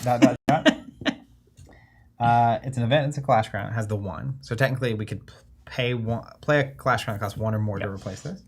After an attack is declared by a minion, at the end of that clash, ready it. Minions ready this way cannot attack again this turn. We'll see how that works. Okay. Minion clash phase. Minions attack the contender with the focus unless otherwise instructed by an event, effect, or ability. Thanks, buddy. So this can't attack. Minions attack from left to right. This can't attack. This can. So he's going to attack you with a 2/2. And it says, when this card is sent to Oblivion by an opponent's card effect, that opponent sends a non-token card they control to Oblivion. This doesn't apply because there's not an elite minion. We ignore the red text. So it's just a 2/2 coming at you. All right, I'm just going to take 1 or take 2, right? I get... Well, he's a 2. He can block it all, and then I get a card because of his ability. +1. I'm tempted to block with both of these. To take it off the board? To get rid of him, you draw a card. Because this is just a 1 damage thing. We can block with multiple things, and... Yeah. Let's do that. Yeah, so technically when you block with multiple in Alpha Clash, each of these will take the 2. It's not divided. But we'll do 2 but back. we will also do 2 Okay, that's fine. So I think we tag team that. All right, so it dies. I draw a card. And then we go with the next one. Yep. So that goes away. And then Necrotic Fodder, it's just Necrotic. Technically, it would have another ability of Krung in play, so it's just attacking you for 1. I'll take 1. Yeah. I've got 20 plus 29. Then that's a lot of appendages. After an attack is declared by a minion at the end of that clash, ready it. Minions ready this way cannot attack again. Ugh. So if he wasn't ready, we could actually just attack him. Right. But now that he's ready, we can't attack him. They got the Transformers rules. That's right. Okay, the boss attacks the contender with the focus unless otherwise instructed by the event. By an event. So the boss is going to attack me. Anything I should know about that? 0 attack. He needs to have a boss counter as well. Yeah, I got you. I got some data tokens over here. Yeah. I got some of these. Let's just do this. See, what is worth noting about this is that the text on this card is basically telling me stuff that's already in the rulebook. So it feels like there's a lot of information, but it's actually just restating it. Yeah, and it's put in a place so you don't have to keep looking at the rulebook. Which is kind of okay. So we've already done this per the rules. Minions attack the contender or the opponent with the focus. That's already in the rules. At the start of the turn, set the top card. We already did that in the rules. When the portal has 7 boss counters, flip it. Okay, and there's nothing there. So then it just attacks me for 0? Yep. Does it take 1 in return? He has 1 defense. Okay. So it would just cancel out. Okay, so nothing happens. But if you were a 2 attack, yeah. End of boss turn. Resolve remaining effects all until the end of turn. Ryan's saying the portal does not attack. It's just a portal. It's just a portal. It's not a boss. Yeah, so if Krung was out, he would be attacking us. He's the boss. And he will do some things if we get to him. But why does this say portal boss if it's not a boss card? How put that in Ryan's pipe and smoke it for him, would you? Can you go ahead and smoke that, Ryan? We actually know Ryan very well. I just want you guys to know we're not roasting a random person in the chat who's trying to be helpful. And we love Ryan. The way we express our love in our friend circle is ruthlessly making fun of each other. Really healthy. It says the boss attacks the contender with the focus. You trying to tell me that's not the boss? It says boss on the card. It seems like the boss to me. It's the boss. It says it right here on the card. I'll take Ryan's word for it, but I'm upset. Back to us. Displeased. Okay, so apparently every player goes before the boss goes again, even though you start now because you have the focus. So you take the first turn. Draw a card, play a resource. That's why they did all those diagrams. Yeah. Because then it's me, and then you, and then the boss. Yeah. It's like we gotta... If there are 3 of us, though, right? Yeah. Focus would have passed to this person, and then this turn right. they would start, then you would go, then I would go. Conveyor belt, and then back to the top there. Right. Okay. Draw a resource. Well, first of all, important. At the start of each opponent's turn, set the top card of the mini deck into the ampersand. Yeah. First thing we do is that. Now I draw a card. Now I play a resource. Ooh, foil. Ooh. Shiny. Undisputed. Also, this is, I heard it compared to a raid deck for the WoW TCG, where there's a big boss and it's really hard. Just to set expectations. Set expectations. Got it. Okay, here, look, dude, I'm going to be MVP here. As, you know, it's pretty standard for me. Maybe send another customer if you do choose one. I just am not going to get there. I'm going to be losing too much stuff, Sonora. I'm sorry. I know you're a good card. I've got more. Don't worry. Sonoro, Magnate Cunning Planner. And that's just straight up Sonoro. That's straight up Sonoro. 2/1. Boom, boom, boom. Nice ring. Is it a Green Lantern type thing? I don't know. I do know Sonoro is based on someone that Ridge knew from Cirque du Soleil, who actually went to the World Championship of Breakdancing. Cool. That's cool. It's a real thing. That's very cool. Ridge was his trainer. Yes. Of course. Fascinating. Okie dokie. Dunsky. All right, mine. Draw a card. Wait, do your thing. Drop your minion. Oh, yeah. Question. It's the dice. It's the dice. For a card like Sharpshooter Moxie, it says it's a trap. You may activate this trap if the clash card being played has an initial resource cost of 2 or less. These don't have a cost. So is this just a dead card? No, it's not. It's got to work, right? Yeah, it's got to work. We'll just say it's 2 or less. How does that work? We'll just say it's, or it may be a resource. So I'm gonna play Denver. I think I read that they have no cost, right? I think they have no cost. It read it in the thing. I think so. Looks like you got a resource, my man. Oh yeah, I need to play a resource. Speaking of that, that's why I was asking, because it will be my resource if that's true. I'm gonna play Denver. 1 cost. So it's gonna overwrite this. This will go to the discard pile. It's no longer in play. Can you put it in the same spot so I don't get upset? Yeah. Thank you. Alpha Hunter and I forget what that is. What is the name of that? Harbingers? No. Harbingers are like the horse. The Defenders? The Guardians? It's Clarity. Whatever Clarity is. It's the one I never touch. Anyways, Alpha Hunters. Yes. I think that's right.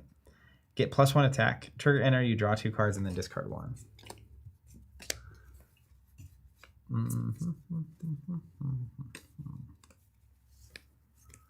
You just played... Oh, wait. What Sharpshooter Moxie doing down there? Well, it's a resource. Got it. No cost. Yeah, so I'm going to use the resource because I didn't know.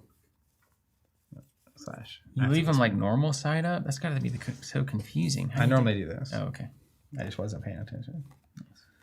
And I will admit it. I don't want to discard anything. You know?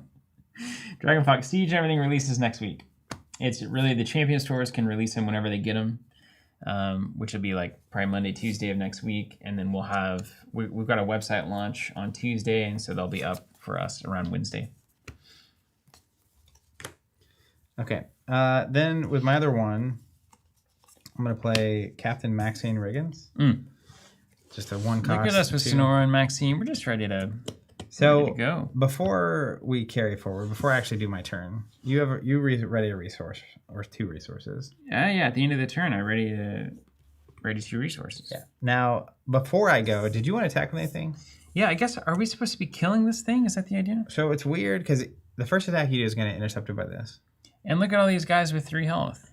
Yeah, we can't even attack them because they're just... But like, they're likely those are also 3 health things, so it's probably a waste of... I think we're still in a don't do that If I draw 1/3 there, Zach, it's an absolute disaster. Yeah, so I'll play here, and then I'll pass. So we go back to the boss turn.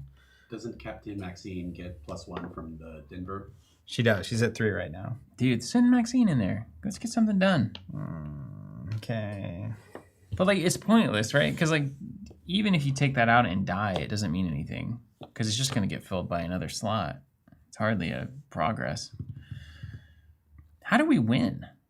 We have to kill all of these? Well, so now... It's only the first attack gets obstructed. That's right. So you have to send... And also, technically, now that event card's gone, like, he would be exhausted, so we could clear him. Whereas right now we can't. And if you can clear without dying, it's even better. Mm-hmm. We need bigger things. We're just surviving right now. That is right. Let's just survive. That's why I didn't want to attack, because it's just like, let's just wait. Yeah. Okay, boss turn. At the start of the boss step, play the top card of the minion deck. More necrotic fodder. Play the top card here. The longest card. You get the focus token. Send the current event to the event oblivion. Already gone. Put the top card of the event deck into the event zone and send the Clash Crown into its owner's oblivion. That's yours, Ian.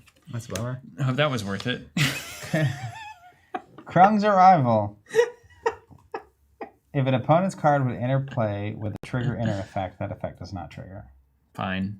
Defensive card. If a trigger effect of a minion would trigger, copy that trigger. Gross. It's got the shield. I assume if there's a guardian in play? That seems right. I like what you did there. That was a good deduction. Very good. Okay. Inner effects don't apply right now. Yeah. And triggers are copied. All right. So then these guys don't attack. This guy is attacking me. We're absolutely already just getting trounced, waylaid. Yeah. Why is this happening? Don't know. I'd ask myself that every day. I will take a damage. No, hold on. I can block that for free. Because I'm at +1. He has necrotic.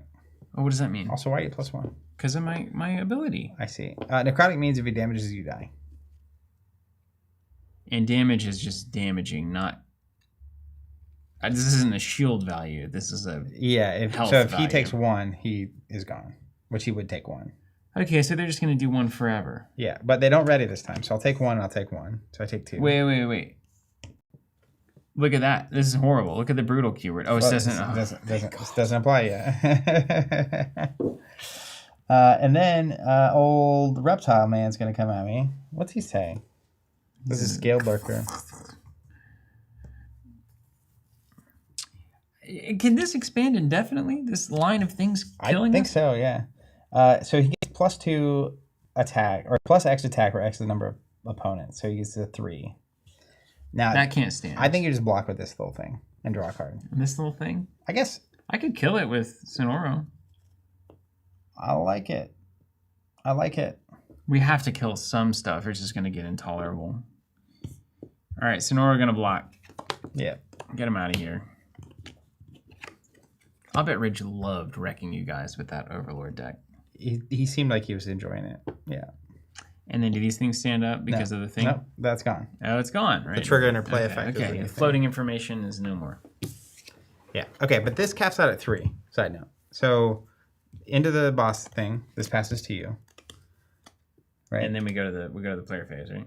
Or did you just pass it to me? You just passed it to me. I just passed it to you. Yeah, you almost got away with one there. Okay, so I go first. I'll draw a card. No, yeah. First thing you gotta do is put this in. That's right. But now when Now you we're go, capped. it won't add any Okay, ones. thank goodness. I can't get rid of that. So play resource. And then I guess my trigger interfect that I was going to play doesn't work. I'm just setting up, you know? I think, yeah, I'm just... Confirmation, Ridge did enjoy stomping you guys. Playing as Krung has to be fun. I always like playing as that character in a game like this. Okay, I'm going to spend all 3 of mine on Moxie's light power armor.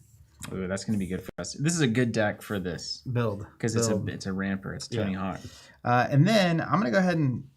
Oh, you know what? I don't have the +1 from Denver anymore. So I'm going to not attack anything.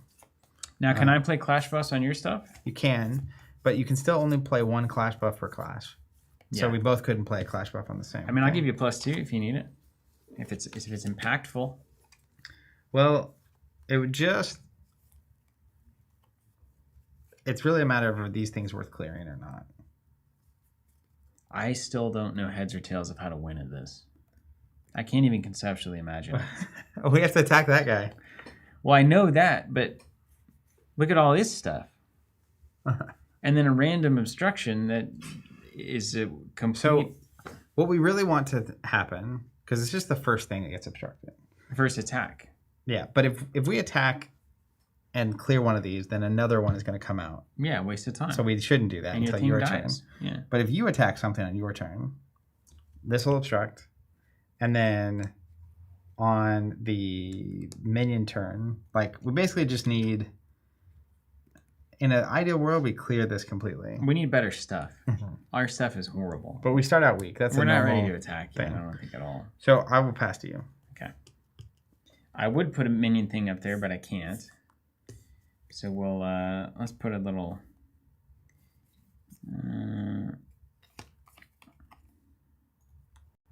Oh, this is worth mentioning too. Ryan's saying, don't forget to mention the PvE tournament happened on Friday of ClashCon. So on top of all this, Alpha Clash announced their event slate for the rest of the year. Check this out. They have a ClashCon happen in Makati. I think that's the one in Dubai. No, Dubai is later. Makati is Philippines, I believe. September 20th through 21st. Then ClashCon is October 24th through 26th in Nashville. And on that Friday, they're doing the PvE Gauntlet event. And you have a different team every time that you're playing with against a thing. And there's different... It's a crazy thing they've planned. It's a big room of people playing all against Krung. And it's just this insane thing. And that's also when the Pro Tour is happening. But then in November, they have the first big event in Dubai happening. So they have a Clash Ground coming to Dubai. Thing, yeah.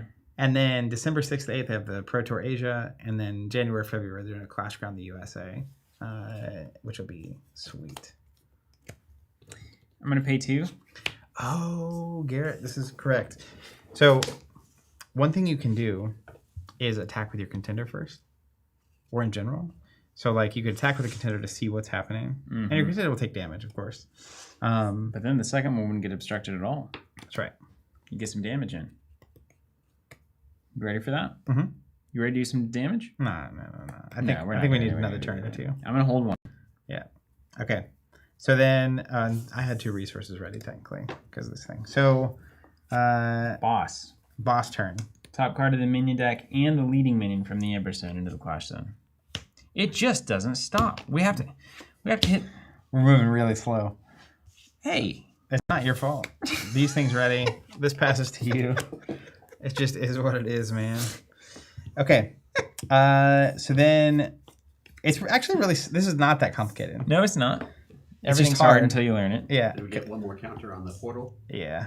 I was hoping you wouldn't remember. Thanks, John. No problem. I love PvE stuff because we're really just. Do you want a Miller Lite? I do. You want me to get it? Yeah, let me get I'll it. take Miller Lite. It's Miller time. It's beer 30. Watching this inevitable spew of minions out of this thing. This is unbelievable. At least in Champions, I feel like I had a shot. I feel like I'm getting absolutely hammered in this one. And we're playing normal. Can you imagine though, once you get the learning curve down, like how good it's gonna feel? need a glass when or you you defeat this okay? boss? I'm okay drinking out of the aluminum. Yeah, it's gonna. Yeah, once you know the flow, and then also if you have decks that you built where you're like. So let me. I still don't know why they made these. You know, wasn't there a reason why you would make an aluminum bottle? We said it's because it has a lid. Right. But then I mean, that's the best that- reason I could come up with. Miller time. Cheers Cheers to getting wrecked. to PvE. This really is I feel like a perfect beer for this kind of scenario. So, It really is. Cold. all right. You said you're having trouble conceptualizing how we're even going to win. We're not. We're not going to win. But what needs to happen? We need to clear 2 things a turn, and then we need to clear at least a couple more things up there. Well, you can imagine, like, if this didn't have necrotic, that's a big if. Mm-hmm. And I haven't even looked at these guys yet. So another one of these dumb necrotic fodders.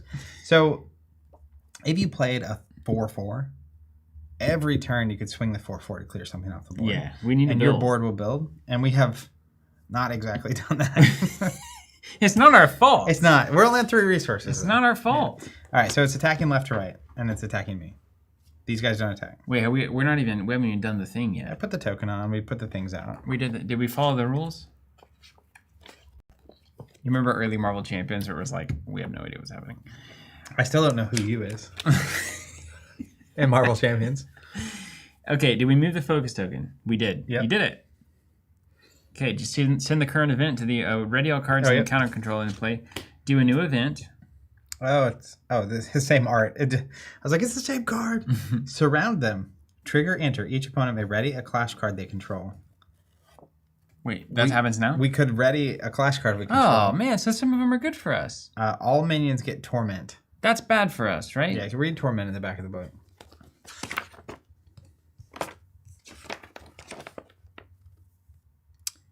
This clash card can only be obstructed by 2 or more clash cards. Nice. Well, we didn't plan on blocking anyway, Yeah. so And joke's on you, this Rich. guy, the Tormentor of the Legions, has torment already, so it was cool. Oh, it does. Yeah, this card can only be attacked by clash cards if it has an action card attached. It doesn't. How do we do that? Well, they may do it from the deck. Maybe you put an action card on it and it makes it awesome. If I were designing it, it would be that. Like their own action cards would come in. Or is it art? Is it really ours? Like We can also block it. by 2 though now. And always because of torment. 2 things. We're can about to block get it. shredded. Okay, these don't attack. That's good. Attacks you for 1. I have a reaction.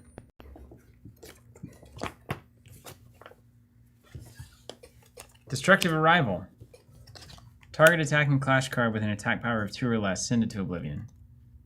Oh, yeah. Okay. This one's attacking you. We're doing it. I have nothing else. But that, that feels... Wait. Do you have a clash buff? Yeah.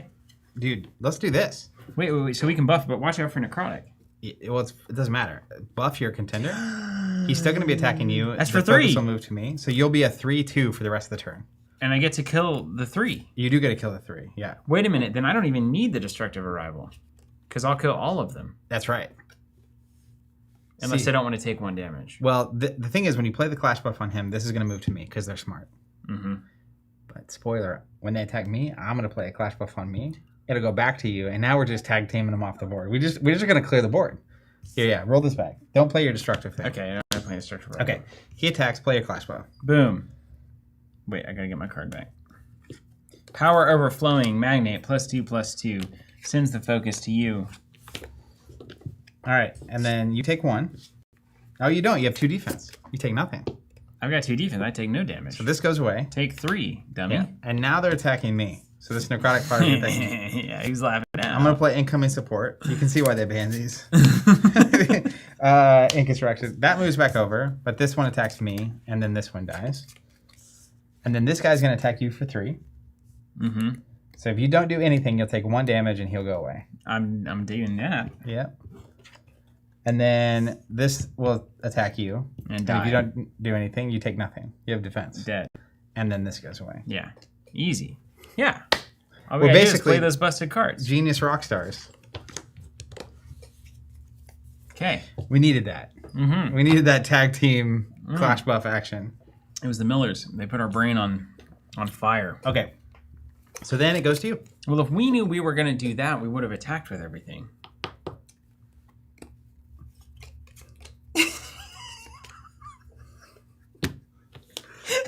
We're not good at this yet, Steven. Okay, well that's fine. We'll take one. And I get to draw a card. I get to draw a card. Oh, you never guess what I just drew. Another clash buff? I might have. They're so I insane. might have. Okay, then it comes to me. Mm-hmm. Okay. And then when do I get to ready these things from Start my your turn. focus? But doesn't the focus do that At the end of your the turn, turn? yeah. Okay. And that wasn't last turn. Got it. And I draw a card. And I put a thing in the thing. Yep. And you play We're resource fully if you're loaded. inclined. Yeah. Okay, so these cards are incredible. The gamut. And can I play enter effects now, finally? Mm-hmm. Okay. You sure can. Okay. All right, Destructive Arrival is going to be my new resource thing. I'm just going to keep ramping, you know? I feel like that's... Okay, let's pay 3 for Sonora. Shake. I'm going to send another Clash card, this one, into the Clash. Wait, attack first. Well, he'll die, though. The first attack will get intercepted. I mean, he might die. Maybe it's a 0 attack. Well, maybe I'll just swing with Magnate first. Now this is pod racing. Okay, so I've got Magnate's Gamma Spear, which gives me plus a Magnate Clash card +1/+0 until end of turn. Then draw a card. Do you attach it? Or is it played? It's a basic action. I'll never be able to play that on defense, right? Yeah. What's a turn? Turn would be you going. Me going? Mm-hmm. So I was thinking if I hold it for defense, all 2 health things would attack into me and die. Don't need that. Doesn't work. But if I go to 2, there's a chance that I could kill the thing that's obstructing me on the first attack. Hmm. And then I could Sonoro in. Well, particularly because you also have a clash buff. So if something really scary comes out with like 4 health, you could get it. And I've got the resource. Let's just do it. I'm going to give myself a spear. And then I draw a card. Well, I like the card draw. Oh, sweet. There's a better card. I'm going to be honest. I didn't even know that card existed. I'm going to swing for 2 All right. into the So boss. we get to see the mechanic, right? This now flips. Yeah. It's obstructing you. So it's a sealed lurker. 2 health. Bro. Can't be dealt non-clash damage. Yeah, perfect. Dead. Well, it gets plus X attack equal the number of opponents. So it's a 3 damage attack. That's fine. You have no defense. So yeah, I assume you just take 3. I'll take 3. Yeah, but you cleared it. But it's gone. Okay. And then we swing for 1. Nothing gets obstructed. Nothing gets it. Wait, he's got 1 health. Yeah. Oh, bummer. So realistically, you should give him +1. And Right. Swing with him. Right. So then he would get defeated when he attacks into that thing, and you don't take any damage. But then I can't Sonoro him. I'm trying to Sonoro something. Oh. Snore this guy. But he's the thing. Oh, I can swing with him too. Yeah. Yeah. Okay. So this Is that goes what you away. want to do? Yeah, this goes away. Trigger defeat, etc. And take your health back if you took any damage from that. I did. Okay. All right. So then we swing for 2, Yep, and it will take 1. and it'll take 1. We have gotten on the board. Okay, then we pay 3 for Sonoro. Send this into the Oblivion. And then I can bring a 2-cost or less into play ready, but I can't attack this turn. And there's a piece of me that just wants to bring in another draw card. 100%, yes, that's beautiful. You're cooking now, man. I just want to get some resources, ramp it up, you know? And then Sonoro could do 1, but doesn't matter. And call it good. And Ryan, can you... The rules have changed a couple times on this, but the 1 defense on the portal, is that 1 defense for every attack, or is it the first time each turn it takes damage? Can you clarify that for me? All right, ready, draw. Let's put this. What'd you say? Down. Basically, there was a time when the 1 defense was just the first time it takes damage. Oh, that can't be true. Every time. But then they changed it where every time a clash starts, all previous damage is wiped. So damage doesn't stick around anymore. And it used to be like, it used to be non-clash damage stuck around, but clash damage didn't. It was very confusing. Yeah, and they just were like, hey, no. Yeah. Just don't track any of that stuff. It's got to be 1 every time. It has to be. If it's not, Here's what I'm going to do. I'm going to play Weber, Weapons Expert. Yeah, it resets every phase. Trigger enter. You may attach a weapon in your accessory zone to an alpha hunter you control without paying its attach cost. That's crazy. So now he's a 3/3. Doing his thing. You rather have that than a 4/2? 4/3 rather? On Captain Maxine? Well, too many eggs and too many baskets. Well, here's what I think I should do. You got to get both over the 1 threshold anyway. So that's pretty good, right? Say what? Oh, wait, you just went, right? Yeah. Start your turn. We're going to load the... Oh, and I get to ready 2 resources too. Watch out. Yeah, I like this because I have a 3 and a 2 damage attack or defense if I happen to need it. I'm going to play Weber's Binoculars. Don't worry about that.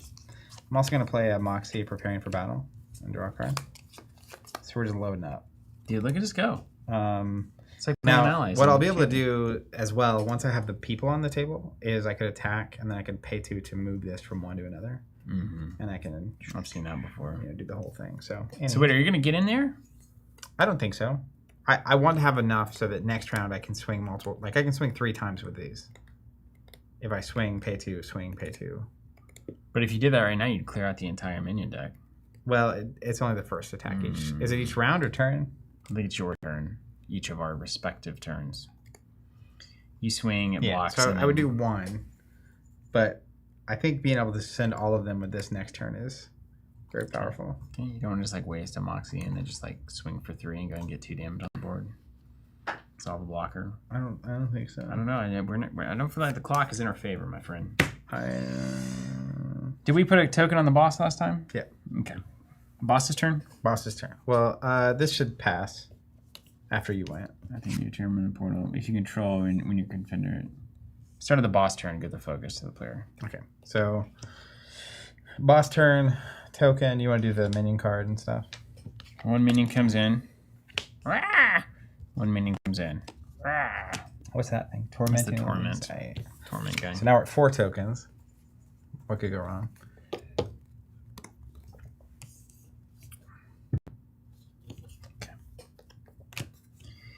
And then we go to the event. I think we replaced it. I'm trying to do it from memory. Yep. I guess I'll pull the book up. I think we got it. 1 for the sea. 1 for 1 seems fair. 1 for the sea. Yada-da. Hardy har. 1 for 1 seems fair. The first time an opponent plays a clash card each turn, set the top card of the minion deck into the ambush zone. No. It's fine though. It's if fine. This is full. It's fine. It actually doesn't matter at all. This doesn't even matter, Zach. It's just always going to have stuff in it. It doesn't even matter. Why do we care about it?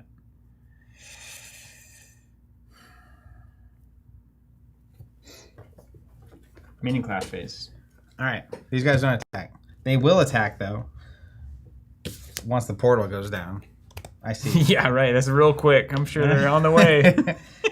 This is attacking for 1 against me. So this is a good example. I'm going to block with a 3/3. And he will just go away. Isn't it a 3 though? Why is he a 3? Plus X. Oh. Don't do that. It was a good example of Maxine. He's got 2 life though. Yeah, let's block it. Let's get rid of that. And this. And then this guy is attacking for 3. Has to be blocked by 2 things. I'm just going to take 3. I'm cool with that. Oh, wife's a resource. Yeah. Okay. That was it. That's it. Is it? What about the end of the boss turn? Resolve remaining effects. Okay, over to you. All right, draw a card. Let's put one of these in here. And what do I want to do with 5? Yeah, I think we're going to put this as a resource. Are you about to do the old goggle juggle? Well, you can only do the goggles once. Oh, this thing. I mean, the Moxie's power Yeah, suit order. that's what I'm planning on doing. All right, before I do anything else, I'm going to go ahead and just attack. So this will intercept. This is a Dauntless Defier. Daunting, this card must be the target of attacks and may be attacked as though it were engaged. So you have to attack it. It's a 2/3. That's a perfect card. So I'm a 3/3. So this will go away. Oh my gosh, that's so good. I'll go away. But this goes back here. Then I'm going to pay... Wait, why did you go away? Because I'm a 3/3. But it's a 2/3. Oh my gosh, it's so good. All right. Then I'm going to play another Weber. So I'm actually going to move these over. Oh my gosh. And then I'm going to swing here. So I'm swinging for 3. And you could swing into this because it's exhausted, right? Yeah, but it does have 3 attacks. So Yeah, you don't want that. I'll take care of that, maybe. So I'll do 3. It's got 1 defense, so you'll actually take 2. And then I will... and that cost me 2. Then I'll pay 2. And we're going to move this over. And we'll swing for 3 again. Dude, So Moxie's we'll do the 2. best of this version. And then I will pay 1 for another Captain Maxine. I think I'm going to save her for blocking. Just in case. I mean, blocking's for losers. That's one way to look at it.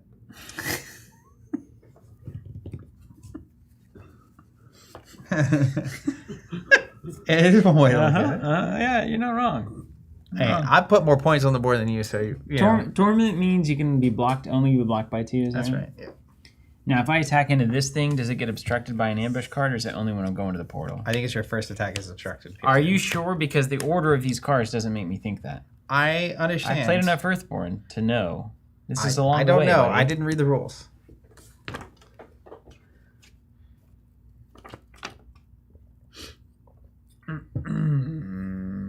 Minions obstruct from the ambush zone and only obstruct the first attack each turn that can be obstructed. Can it be obstructed if it's directly at the thing? I think so. Are you sure? Ryback's saying it's only the first clash against the boss. There it is. I trust Ryback. I trust Ryback. Now Ryan's saying it's the first attack no matter where the attack goes. Oh my god. We got a classic RVR situation here. RVR, Ryan versus Ryback. Let's have an arm wrestling match and get this thing solved. Okay. It's been a minute since we played PvE. And it's a certain kind of different, it's a different charm. And we got the Miller time, it's just a quick word from our sponsor. Miller. Who clearly uses choice hops from the Pacific Northwest, as well as a Noble Saz. That's a classic Pacific Northwest beer right there. When I think of the Pacific Northwest, I think of Miller Lite. I need a second. Victor has completely poisoned my brain. I now think of PBR when I think of the Pacific Northwest. Uh-huh. These are actually better than I want them to be. Yeah. A fine Pilsner. It's a fine pills. They've spent years perfecting that recipe. Brian Roper's latest comment. Ryback is not correct. I know Ryback was posting in the Discord. He was struggling against this. I mean, he was playing solo. Well, maybe that's because he wasn't obstructing properly. Well, it could be it. Okay, I just drew a card, and that kind of a lot of times that changes everything. In card games, they do have that effect sometimes. You want to dump this 8 cost because you're 5 turns away from it. 4 turns away from it. Do we even have 4 turns? But it's such a big card. Are you holding like a big 8 cost or anything? Oh yeah, Moxie fully loaded. So do you think that's worth holding, even if your turns are bad? You have a dead card in your hand for 6 turns. You think that's okay? Well, I'm at 5 now. So I'll just draw a resource, Now, I would resource it if I had like a 5 or 6 cost that was really good. Mm-hmm. but I don't. What about? I'm gonna resource the Clash buff here real quick. Just kidding. Just kidding. Matt saying, have you guys been keeping tabs on Fab? Thoughts on the upcoming Super Slam set? Very, very, very, very vaguely, or just I'm aware there's a Super Slam set. I don't really have thoughts. Do you have thoughts? What are your thoughts? I feel like you want us to have particular thoughts, so I'm curious what yours are. Shake. Okay. I appreciate that right back. This is weird. This is going to be a weird one. Shake Sonoro. Yeah, it gets in there. My big 4/4, which I'm upset about. But Rip City. it comes with a lot of goodies. One is we're going to pay 3 for New York City. Oh, shoot. Now, hold on. The first time I put it's not a Clash card. This is gone. I'm going to put it up here. What does New York do? +2 to all alphas and flight. And you draw a card. And draw a card. Dude, your cards are beefy. Pay 1 for another Sonoro. Get out of town. We're about to lace this portal. Yeah, that's what I'm thinking. But the question is, do we want to take this out, or do we just want to go? I think I want to take this out. I agree. And I'm going to get a card for my trouble. Yeah. All right, swing, do 3 here.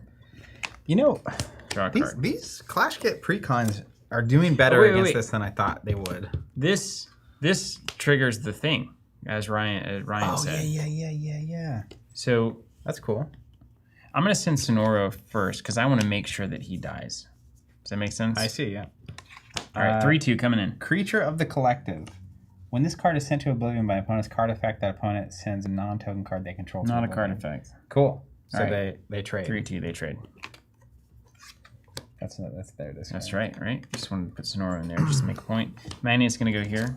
Look at us go. Draw me a card. Get that board clear. Sonoro's going to swing for 4. 3 to the boss. We're cooking now, man. Ryan says we need the top card into the ambush zone. Yeah, sure. Yeah. Just assume it's always loaded. I know.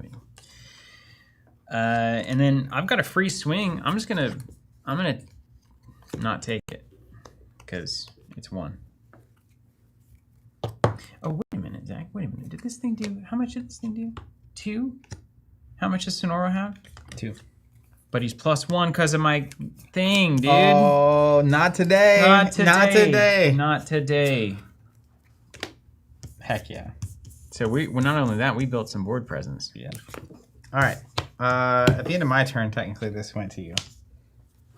You stand your 2 No. up. At the end of my turn, this readies, but at the start of this turn is when it's Yeah. You're skipping So ahead. we're going to the baddie turn. We're going to the boss turn. So I'm just going to go ahead and pass this. This comes into play, which is a Tormentor of the Legions. Doesn't something happen first? Isn't there like a... I put a token on or something. Resolve any ongoing, place the top cards, remove the focus token, ready all cards, send the current event to the event oblivion.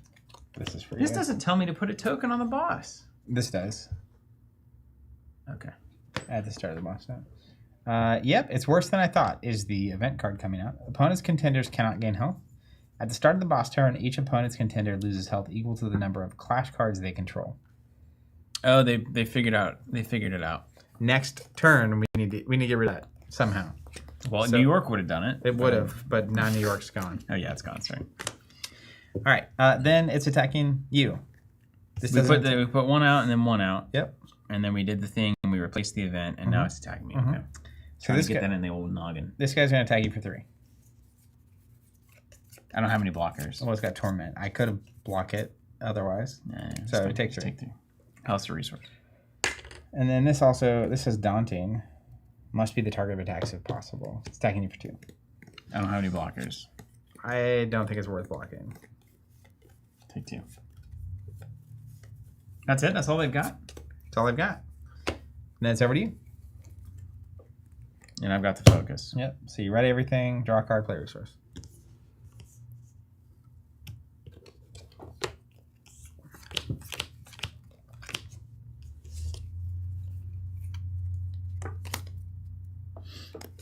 I don't see any trigger defeat effects that are online. The Dauntless Defier's effect isn't online unless there's an elite in play. Win Serenity. Do I have our trigger enters okay? Yeah. You just can't gain health. Okay. I have no intention of gaining health. Yeah. Only cadaverous and crazy people gain health.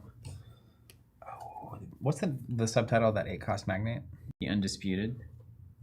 7 attack. Wait, can I have 2 of these guys in play? If it doesn't say exclusive. I suppose I should do that. What are we talking about? Like if I have 2 in hand, maybe I should. 2 of the 8s? Yeah. Yeah. And you can play them for 7 if you control 2 or more Magnate Clash cards. Not looking good. No, I mean, I'm not there yet. But yeah, that 7/6 is crazy. Think about how unmesswithable that guy is. I'm going to do it anyway. I don't like seeing the same card on the board. 2, 3, 4, 5, 6. Well, you can like let him die and then play him again. Yeah.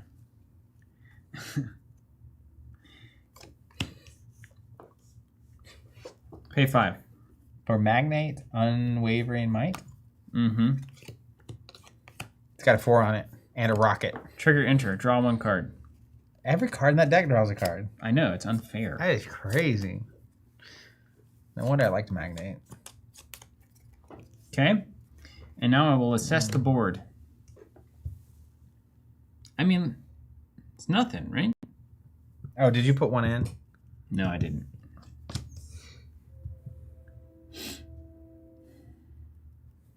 I don't want to risk the 2. Oh, it's a 4/3. Let's not forget. So a lot of these things aren't swinging for 3.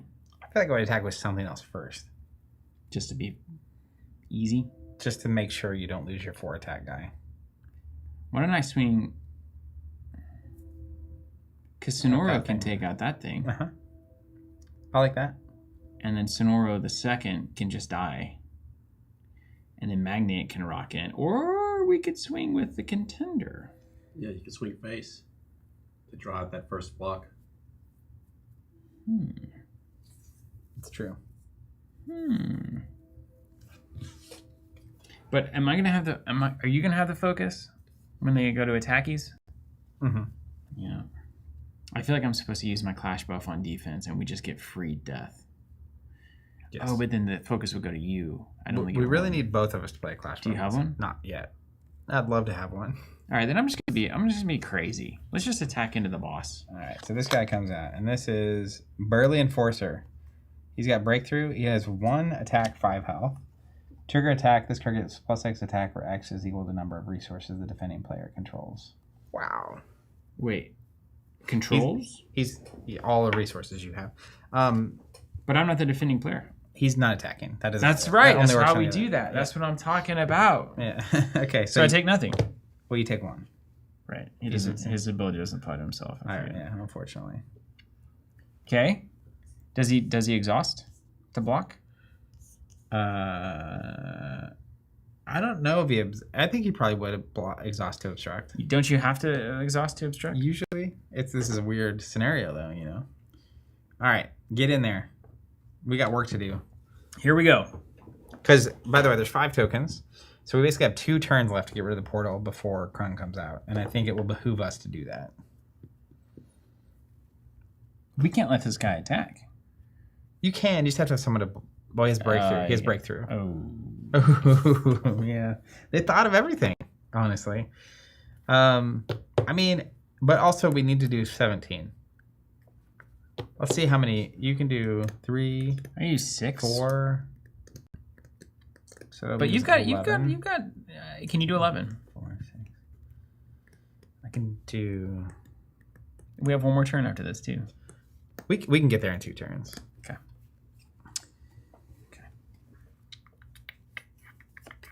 Oh, this guy has to be target available, by the way. Okay, I targeted him and then he blocked. And then, He still has to be targeted but now it still does. until he's gone. Okay. That's less likely. Yeah, I understand what just happened.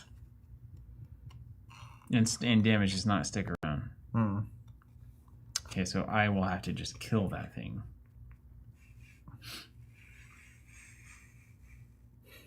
Shake, shake. Shake, Sonoro.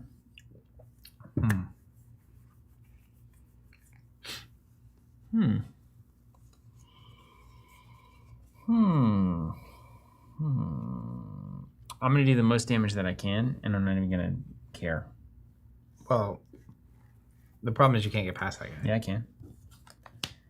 I'll swing a Sonora and give him a Clash Bow. Oh, no. +2, +2, Lord Krung. I don't hate it. Oh, that's exactly what I needed, dude. It's exactly what I needed. He's alive. Yeah. Swing for 4 into the boss, do 3. I love it. I love the energy here. I'm gonna keep Sonora around. Do blockers for idiots, right? Blocking's for idiots, but there's a reason. So I drew the 1-cost magnate, which is great. Oh, yes. What that means though is that I have 2 magnates out. So my 8 cost only costs 7, which is next turn. And he's gonna get to smack some people around. Off factor. All clash cards you don't control get -2. Is that yours as well? It can't. Am I afraid of my friends? all your things are like, whoa, look at this thing. But you're gonna play first next turn anyway. Yeah, that's fine. Oh no, wait, this goes to you now, yeah? Because I played a Clash Buff? Yes. Which means it'll come to me. Yes. Nice. That's okay. We'll deal with Nice. it. Okay. My turn? Breakthrough, Undisputed. It's doing 7, so like this is the moment.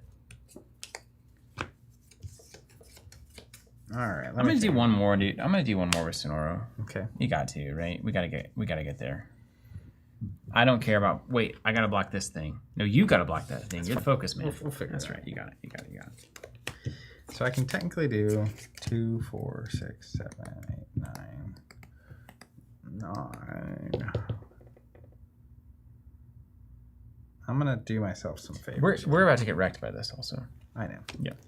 I'm gonna attack. Well, no. No, I'm not. Yeah, I am. I'm gonna attack here, but it's gonna get obstructed. Wait, at the top of the turn, you do this thing too. Yeah. So it's a scaly man, and he'll die. 3/2. I'm a 3/3. Then you're dead. Why is he 3? Because you +2 the number of things. That's fine. So this goes away. Then I'll pay 2, and we'll attach this here, and then I'll swing, and we'll get rid of this. Do you also die? He's only yes. Then I'll pay 2, attach this here. I'll swing into this. So I'm swinging for 3, so it'll take 2. Then I'll pay 2, and I'll attach this here. And I'll swing for 4, so it'll take 3. Nice hot potato. And then that'll be the end of my turn. So at the end of my turn, I'm the active player, so 2 resources ready. Then we go to the boss turn. So boss turn. Place the top card of the minion deck and the leading minion. Fine. Daunting sucks. I put a token on. This goes away. We get an event card. Move the focus token from the current contender to this one. Me. Event card. New. Wait, we got at the start of the boss turn, we lose equal to clash cards.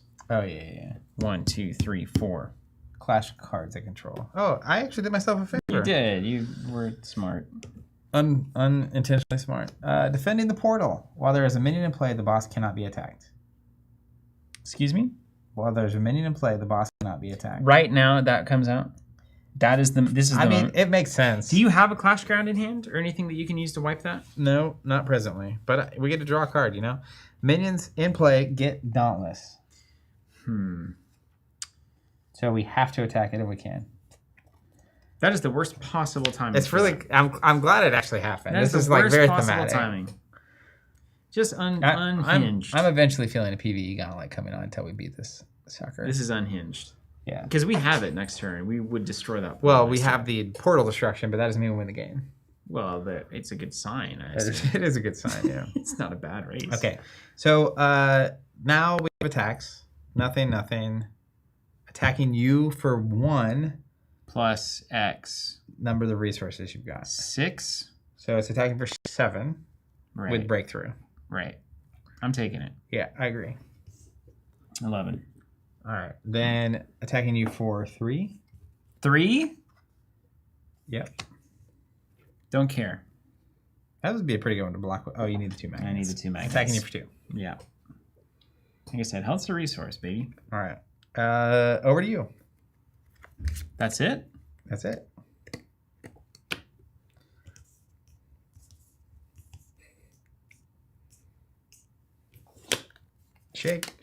shakes in a row. Ah! Got my Amazon Rainforest, but it costs 1. Not enough. That's close. We almost got there. So we need to clear the board and do 8. Yeah, but I can't.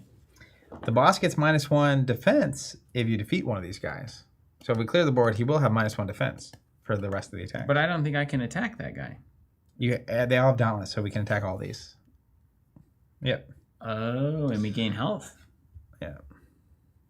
Who gets -1? All of them? The boss.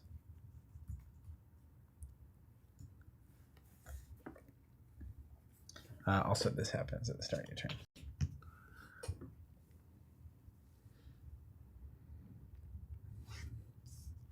I feel like holding this Amazon Rainforest is somewhat important. Could be. Okay. Let's think about this.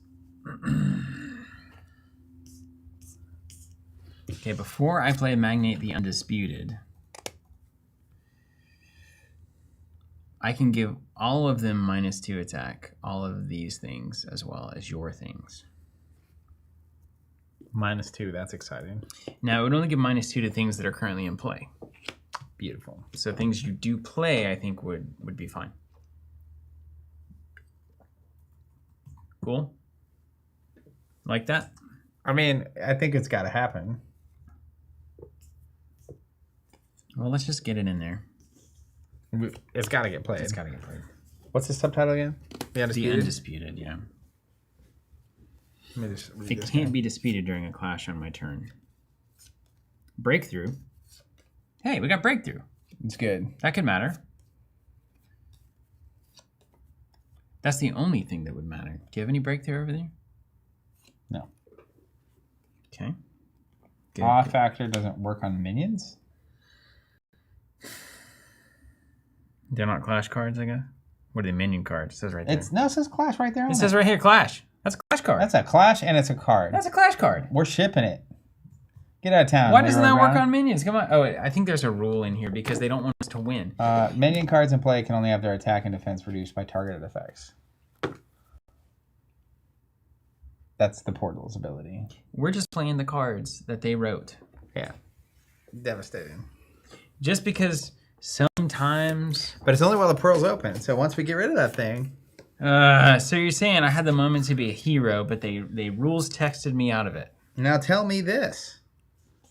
We share a clash area. Uh-huh. Can Steven pay 2 to attach my armor? Because if so, maybe instead of doing that guy, you should just... You know? Can that happen? Can we break the rules at least a little? It says we share a clash zone. That's what I'm saying. Or do we share an accessory zone? Get a binocular trigger. I mean, it could get crazy up in here. There's no way that works. I don't know, man. I could throw you my armor. We're friends. That's actually true. Look, here's a jetpack. Take it. Yeah, Fly. that's how friends fight. That's true. Now let's see. I share my armor with my friends all the time. Allied players share a clash zone. We share a clash zone. I mean, I didn't write the rules. It's the Alpha Clash version of Can I Pet Oru? If we share this clash, can I trigger cards that you own though? I Ryan guess? says attached only works on your cards. You know what? Can you go top camera for this? You know how I feel about that? Don't love it. We were in the sword fight, and I was fighting with a sword, and Steven is about to get attacked with a sword. I could be like, yo, catch. You would, I hope. Here's my sword. Anyways. Okay, so I digress. awe factor doesn't work, but that's fine. That's totally fine. It just hurts me. And you. Do you use all your cards first? No, it's the cards I don't control. Oh. I control all my cards. Well, it shouldn't affect me either. We have the same clash zone. Is there any way to do 8 damage to that thing? If I can do 5 right now. Can you do 3 somehow? Oh, how can you do 5? I've got breakthrough on Magnate. Oh, so you can attack a little chumper. Mm-hmm. If I could attach this dumb armor to you, we'd get there. I know. But we can't. We can't. According to people that think they know better. Do you have any special anything? Anything special? Oh, you know what? This will actually obstruct your first thing. I guess you could attack with something else first. Yeah. I mean, the question is 1, 2, 3, 4, 5, 6. Can we? We could technically. If we find a way to buff them, huh? Let me think about it. Oh, off factor's only for the turn, so it doesn't impact you at all. Oh, beautiful. Yeah, that helps. I think we can. Should we focus on minions? Well, if we clear the board. This is the only guy that can clear this guy. And I think if you do 2 damage, I have just enough to do with the thing. So I think you have to attack with something else first. And we have to hope it's enough to kill this thing. Mm-hmm. So maybe attack with like your 4. Because we don't need a 4. Yeah. Well, we do. You're going to have to kill... Every attack has to kill something. Oh, well, that's not possible. I don't know if that's true. Your little guy... I could you swing. only have 1 attack. I could swing with Magnate just to see what's going on. I think you should do that. Because he's not going to kill anything. I mean, same with Sonora here, though, right? Sonora's not going to kill anything on the board anyway. Or anything that's going to come out unless it's 1 health. Yeah, but he's got 3 health, so you may as well use him instead. Shake. Trug. Oh, God. Trigger, enter. Oh, no, Wait, check this out. Did I do this thing? I don't think I did that thing. Trigger, enter. Send a shield minion to Oblivion. If a minion isn't sent to Oblivion this way, each opponent exhausts a clash card they control.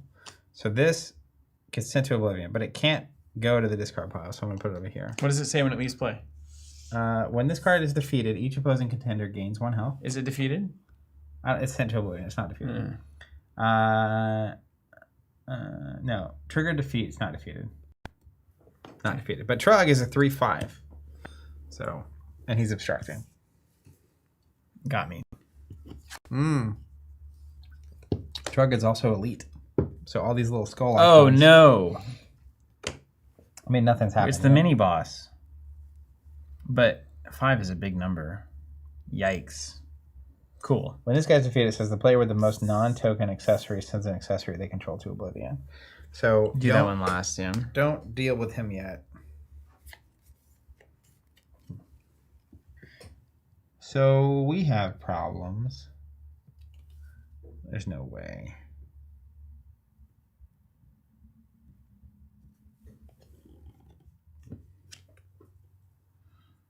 Player of the opponent's choice draws a card. Okay, if you drew a card, would that potentially...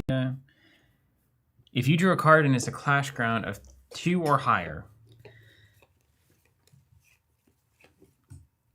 That would help. Yeah. That's our only out. Start there. You got a 3? Mm-hmm. I got to send a 3. You may as well send the 7 there. Yeah, get some good breakthrough there. Yeah. I think so. Send it. All right. Take 4. So a couple things real quick. Trigger defeat. A player of the opponent's choice draws a card. You. Get it. No, but maybe. Okay. The active boss gets -1 until the start of the next boss phase. Okay, When this card is defeated, each opposing contender gains a health. Got it. You too. And this goes away, yeah. I think I already did it from the last one. I should have. Okay. Okay, and then we need a 4/2 into a 4/3. So... Wait, can you kill this thing? Yes. Okay, I was thinking maybe I should have sent it there. And this is a 5 too. This 4 can only really wants to kill this, but then that's bad for you. Mm-hmm. So then we got to kill this, Yeah, but your little Snorio can kill this guy. which means everything was wrong. So wait, what was that other guy that we just killed? This thing.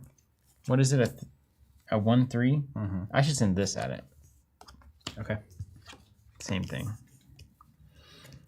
Your breakthrough damage doesn't happen then. That's right.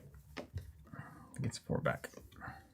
But then this kills one of the big guys unless we want breakthrough. I don't think that's our... I think this is the guy to kill. Yeah.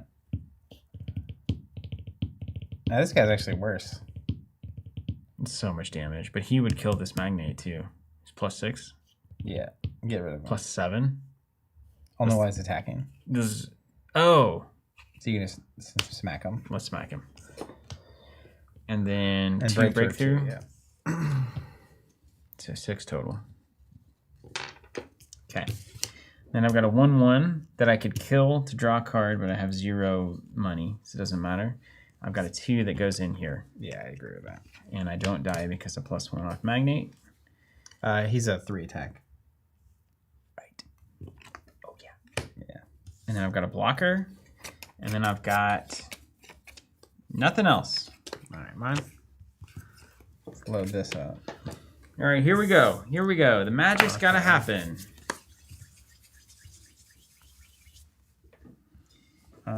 Let's play. And I ready 2 resources if it matters. All right. Well, let's play a Moxie. Draw a card.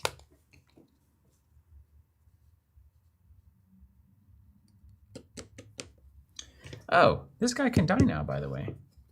Because the skull isn't active anymore. Because the elite... Oh, wait, he's alien, right? He's alive. Never mind. But if you kill him first, it's off. Mm-hmm. But I can... Did you draw a card? I did. All right. I'm going to pay 3 for another power armor. Did you play a resource? Yeah. Then I'm going to pay 2. And because of my ability, I can attach an extra weapon. So then I'll swing for 6 here. Take 3. I'm at 5 health. So take none. And then I'll pay does 2. it get blocked? Oh, Do you need to chump it first? This is impossible. does. Oh This my thing. gosh. It's okay. I will chump it with this, and then that'll die, and then I'll kill that thing. And then I'll pay 2 to move one of these power armors here. And so he's a 3/3, and we'll kill one of these guys. No trigger effect. End of turn. So we ready everything, and we actually got to see what happens. We don't here. ready everything yet, do we? No, we don't. I got ahead of myself. Okay, now we go to the boss. Follow me as steps, because we're going to need to flip the portal, and I just want to see how this happens. Resolve any ongoing effects. Okay. Place the top card of the minion deck and the leading minion from the ambush into the clash zone. Face up and ready. Furthest to the right. Ugh. Okay. Move the focus token. Ready all cards the encounter controls.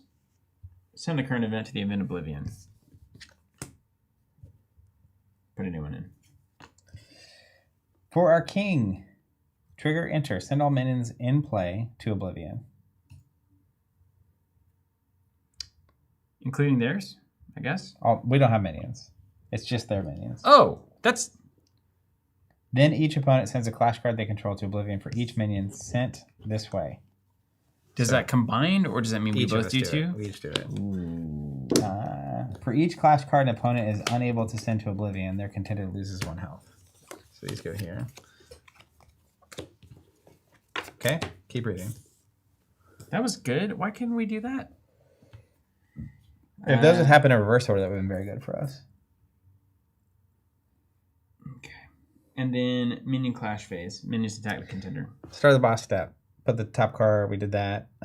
Zone, put a boss counter on, and it says when it has 7 boss counters or is defeated, put the Lord Krung boss into play. So this was supposed to be flipped instead of added. We accidentally added 2.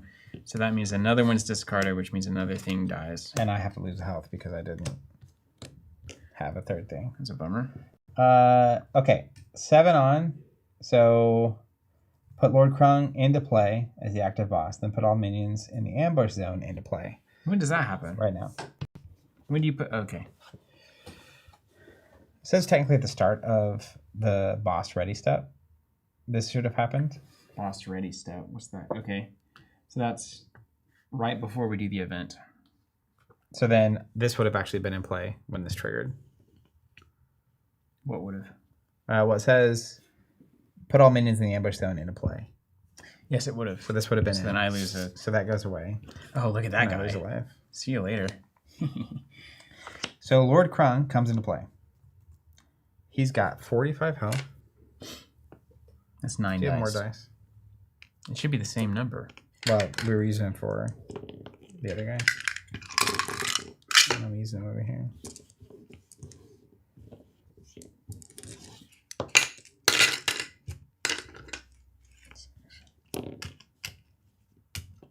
Is this thing gone? Nope. Shouldn't have 6 yet. Okay, let me just read Krung to you really quick. He's a 1/1. Stats. At the end of the boss ready step, which this happens at the start of the boss ready step, so this time, if Lord Krung has 5 or more boss counters, remove 5 boss counters from Lord Krung and flip this card. When Lord Krung flips to this side, play a card from the top of the minion deck for each opponent. Does that happen now because this has, or does he not have any boss counters on? He has no boss counters. Okay, good. Minions in play get +1/+1 and attack the contender of the opponent with the focus. So same stats. Same thing, just +1/+1. Hold on a second, though. Okay. At the start of each opponent's turn, put a boss counter on Lord Krung. Each of our turns. Mm-hmm. So okay. 2, 5th one he flips. Mm. Trigger attack. Lord Krung gets +3 attack until the end of turn and attacks the contender of the opponent with the focus. Prevent all clash damage dealt to Lord Krung while attacking. Okay. And there's a little symbol, I don't know what it means. Lord Krung cannot be obstructed and his health cannot be reduced below 1. Can't be obstructed. Does that mean the portal's open? As long as this portal's open. So he cannot die while the portal's open. Yeah, that's right. But we didn't intend to kill him. He also has breakthrough. So when he attacks, he becomes a 4 attack. Mm-hmm. All of his minions get +1/+1. And he gets a counter at the start of each of our turns. Okay. Does the portal flip over to the other side, or Not yet. I think we still have to kill it. We haven't defeated it yet. We've got to kill this before we can kill this. Yeah. All right. But is this even out anymore? It is. Because you have to fight them both. You want to get rid of it before he comes out, ideally. Okay, and then that flips and kills everything, which we did. No minions to clash. Boss attacks the contender with the focus. That happens now. Yeah, so he's going to get +3 and he cannot be obstructed. So I'm just going to take 4. House the resource. House the resource. What did you say? Health is a resource. That's right. Back to us. I have the token, so we were ready. All this. And I will draw. We're going to one-shot that portal. We're still going to win, though. That's the crazy thing about it. We'll see what happens. I'll play Moxie fully loaded. Start of your turn, you do this. Yeah. I may attach a weapon I control to this card without paying its cost. Costs 1 less because I have 2 unattached weapons, so it costs 7. Oof. So she's a 8, 9. Traps cost me 1 less to do for some reason. And then I don't have. Excellent dialogue. I'm just going to. You know what? I'm going to attach binoculars as well because I can. I'm going to swing, which gets obstructed. He's a 1/3 with necrotic. No. Devastating. No. Devastating, but I will trigger binoculars. Wait a minute. Wait. Why don't you swing with Moxie first? Like a my smart contender. player. Yeah, I should do Yeah. that. Okay, then I'll take 1. Obstruct your big one. You may as well kill the portal. Yeah. Yeah, that's smart. Good thinking. Well, knowing the card, of Then course, I'll attack. helps, but... We'll trigger the binoculars. We'll put a Weber Weapons Expert in my hand. And I'm swinging for 8 minus 1. On the portal? 7. Dead. So, got it. Now let me read. When it's defeated, flip it. The portal collapses. While the portal is open, minion cards in play can only have their attack and defense reduced by target effects, like we said. At the start of the boss turn, any opponent may engage a resource for each opponent of the boss. If they do, the portal is closed until the start of the next boss turn. Engage to close the portal until the start of the next boss. At the end of the boss ready step, play the top card of the minion deck, put all minions in the ambush zone into play, and put a boss counter on the active boss. Then move the focus to the next opponent. What? It just gets harder? Well, no, it doesn't. Because previously it was at the start of the boss ready step, play the top card of the minion deck, put a card in the ambush zone, and get a boss counter. But now it's at the start of the boss turn, you can pay to close the portal. At the end of the boss ready step, you play the top card of the minion deck, but you don't put anything in the ambush zone. Oh! Because we collapse in the portal. Yeah, put all minion cards in the ambush zone into play, and put a boss counter on the active boss, which he gets 1 at the start of my turn. At the start of each opponent's turn, set the top card of the minion deck into the ambush zone. So it's still happening. It's a little bit different. A little bit different, yeah. Yeah. Yeah. So that's going to go to my hand, and that'll be my turn. All right, won't exhaust everything. We'll draw. And at the end of my turn, this goes, and technically, let's say something. And we'll take a look at what we've got. It's in a book. Did we do the new event? Like, we didn't check this out. Lord Krung counts as an elite, so that necrotic guy. Krung is an elite, so he has brutal 2. When it deals damage to a contender, it deals 2 additional damage. Oof. What were you asking? Everything's fine. Nothing? We did an event. That's what cleared everything. Yeah, that's right.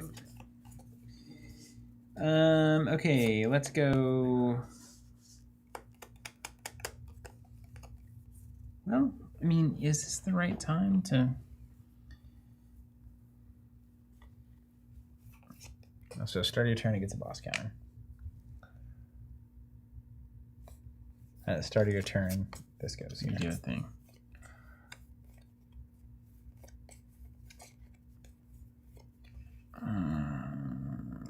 I don't know.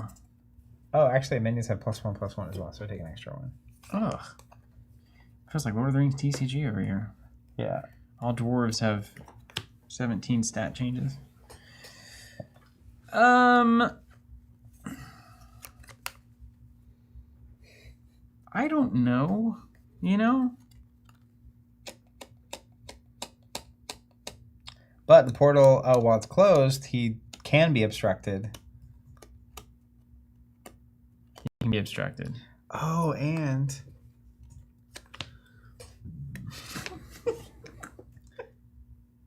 when the portal is open, when it's closed, we flip this card. To what? Did we get to see? I'm going to look at it in a second.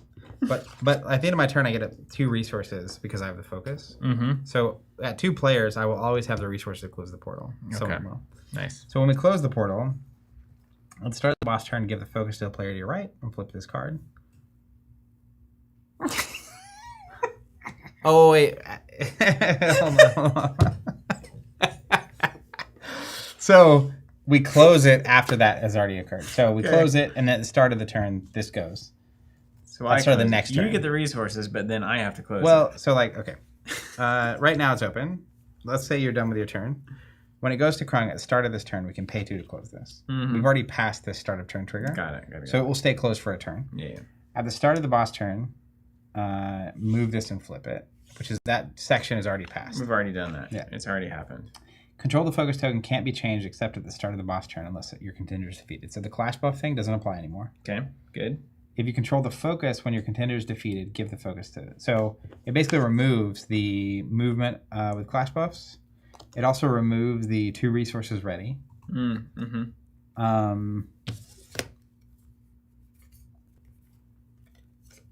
Yeah. Okay. I'm gonna start slapping. Yeah. I'm gonna go Magnate. Avenge you guys gonna give Magnate +2/+1. Magnate's gonna swing, get obstructed. It's fine. Guy. Yeah. He dies though, because I'm at +2. Draw a card. Ryan's saying when the portal's closed, the ambush card doesn't obstruct either. When the portal's closed, these guys don't block us. Oh, that's good. Mm-hmm. Play 5 for Magnate. Draw a card. One for Sonoro. Look at you go, man.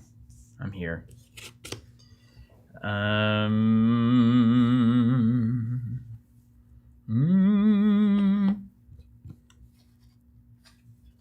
gonna swing right into that thing, man. Okay, so he's 1 attack, 1 defense, so he'll take 3. Yep, I'll take 3, and I'll live. And then Sonoro would die if I swung in. That necrotic thing. I mean, I could kill the necrotic thing, but I would lose my Magnate, which I don't want. I don't think it makes sense. So, call it a day. All right. So let's walk it through. So this doesn't matter anymore, right? This is kind of like... I don't think so. It's being replaced. So at the start of the boss turn, any opponent may engage a resource for each opponent of the boss. If they do, the portal is closed. So I will pay 2. We'll close the portal. So this will close. And technically also at the start of the turn, this moves to you. So it'll move to you, then I'll pay 2. We'll close this thing. And then... Ryan Magnet's 4-2. 4-3, actually. 4-3, so it works. So this readies. This goes away. Let's get a new event card. Reinforcer. This die from Necrotic. Oh, you're talking about that, yeah. This card enters play in the minion zone instead. Trigger, enter, play an event. So we'll get that in a second. Oh, cool. Trigger, defeat a player of the opponent's choice, draws a card. The active boss gets -1 defense till the start of the next turn. Krung's in play, so when this card is defeated, each opponent's contender gains a health. All for 1 and 1 for. Minion the ambush zone obstruct for the minion cards in play without limit, in addition to obstructing for the boss. When this card leaves play, set the top card of the minion deck into the ambush zone. Did we forget a minion? No, we didn't, because then I obstructed you. At the end of the boss ready step, if Krung has 5 or more, he doesn't. Minions get +1/+1. At the start of each opponent's turn, put a boss counter. Nope. Trigger attack. Fine, that doesn't apply. Portal's open. Oh, +1/+1. Or... Oh, yeah, got it. At the end of the boss ready step, play the top card of the minion deck. Put all minion cards in the ambush zone into play, and put a boss counter on the active boss. So that'll come into play, and Krung will get a token. Play a card on the minion deck. Okay. And then that doesn't matter because the portal's closed. Okay. Now, you're the guy with the focus, so all these things will attack you. Attacking for 1, if you hit your contender, you get +2 damage. Attacking for 2 because of the +1. So I take 4, or Avenging Guy's just going to die. This guy's attacking. He's just a 3/3. That's the wrong stat line. That is a good stat line. Take 3. How much life do you have, though? 6. Okay. And then this guy's attacking for 3/3. Wait, is Krung going to attack me too? When does that happen? I'm dead.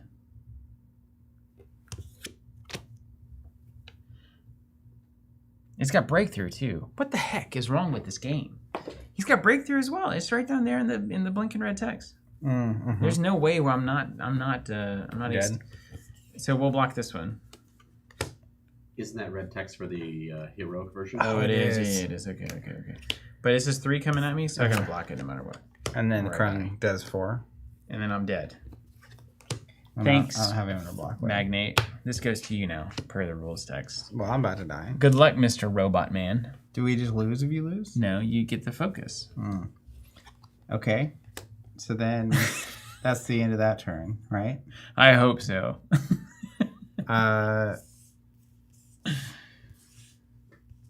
You got 1 card in your hand? 2. You had one at the time of my asking. That's right. How's the resource? Well, there's no way I'm winning this.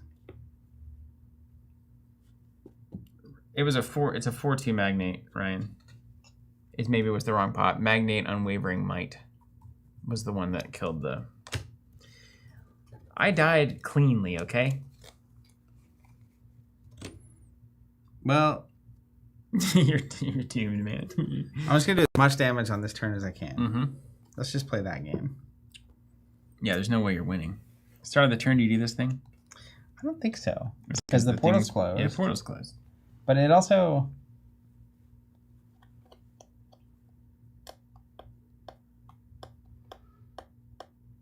Start of each opponent's turn, set the top card of the minion deck in the ambush zone. Yeah. It always happens, Yeah, and then this guy gets a token. Yeah. And at 5, he does something really nasty. So we're just going to do as much damage as we can and then die. Moxie, Alpha Hunting Specialist for 2. Enter, you may reveal the top 3 cards of your deck. If you do, put a Weber or Edwards Clash card with initial resource cost of 3 or less from among them into your Clash zone engaged. And then banish the rest. I saw a Weber. We got a Sergeant Weber. Nice. Yeah, look at this. Earth's heroes coming to the Yeah, it doesn't much matter though. Weber, weapons expert. And we'll attach this armor here. And then I can attach twice. So, actually, no. We'll attach it. I can't do that because of the binoculars. Here. That's fine. Then I'm going to swing for 6, 7, 8. Trigger the binoculars. Those go on bottom. So 8. And he's got 1 defense. So he will take 7. Nice. And then I will pay 2. And we'll move this here. And I'll attack for 7. So he'll take 6. You feel cool? For sure. Wait, don't you get obstructed? Or is it the portal closed? Is that what that matters? That's why I was ignoring it. That's why. Definitely. Pay 2. Attach this Oh, here. I believe you, man. I definitely believe you. I will swing for 3, so he'll take 2. So now he's at 27. And then I'll pass. So I don't have this stuff to keep the portal closed, so this will be exciting. So this opens. I'm going to ready everything. Now, I don't know the order of this operation. No, we don't either. The royal we is no longer. Because he's... Do you do what both of them say? At the start of each opponent's turns, did that. At the end of the boss ready stuff. We're not there yet. Start of the boss turn says resolve any effects. Boss minion event is the order. So boss doesn't have 5. Each opponent's turn, boss counter, trigger attack, fine. But I felt like there was something at the start of this turn that gave him a token. Minion, any of the minions matter? Any minion effects there? Start of the turn, start of the boss turn, etc. And any events say start of the boss turn. Okay. Place the top card of the minion deck and the leading minion from the ambush zone into the clash zone face up ready. Does that still happen per the rulebook? Yeah, I think so.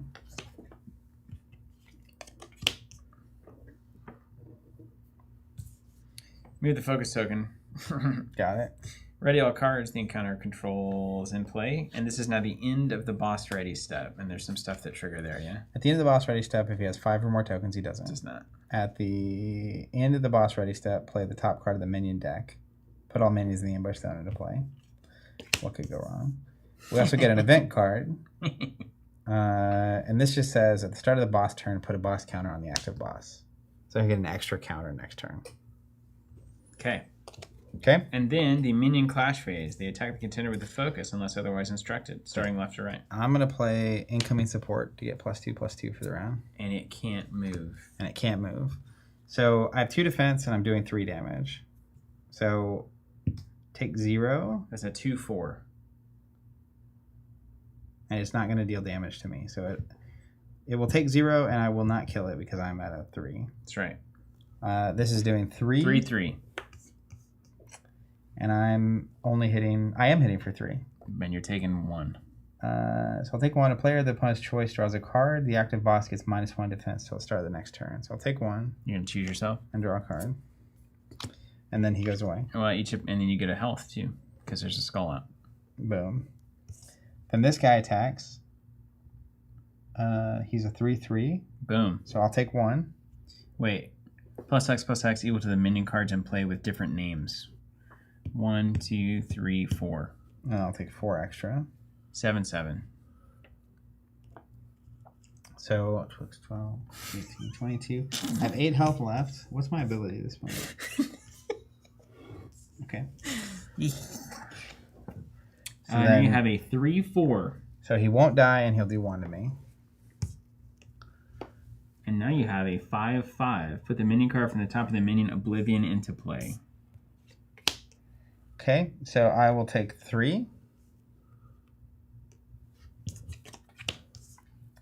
We have another 6/6 here, I think. 1, 2, 3, 4, 4. So it's a 6, 6, 7, 7 coming at you. So I'll take 5. You're still alive? I just died. Nice. Boom. I'll take 5. I just died. I just died. I just died. Pinot Noir, mid-sized car. That's right. I take 5. I just died. Put it on a shirt. Miller Put Lite, it on a shirt. keeping the fight. All right, we did it. We died. We did. What was your first experience? What's your initial thoughts? I think Complete transparency. I think there's a lot of text to keep track of. In a PvE style game, that's less problematic because you have a lot of people at the table that are trying to keep you honest with that. There's usually the one person at the table that actually knows what they're doing, and you need that person here. Yeah. Well, I feel like when you're playing as Krung, you have that person naturally. Oh, sure. Because it behooves them to know what's going on. Yeah, they've got it. You got it. And that's all they're doing. Is actually that side. I do think the text on these cards, it was a little confusing because sometimes, beyond it being a lot of text, some of the things are in the rules and some they're repeated here, but some of the things in the rules aren't repeated here.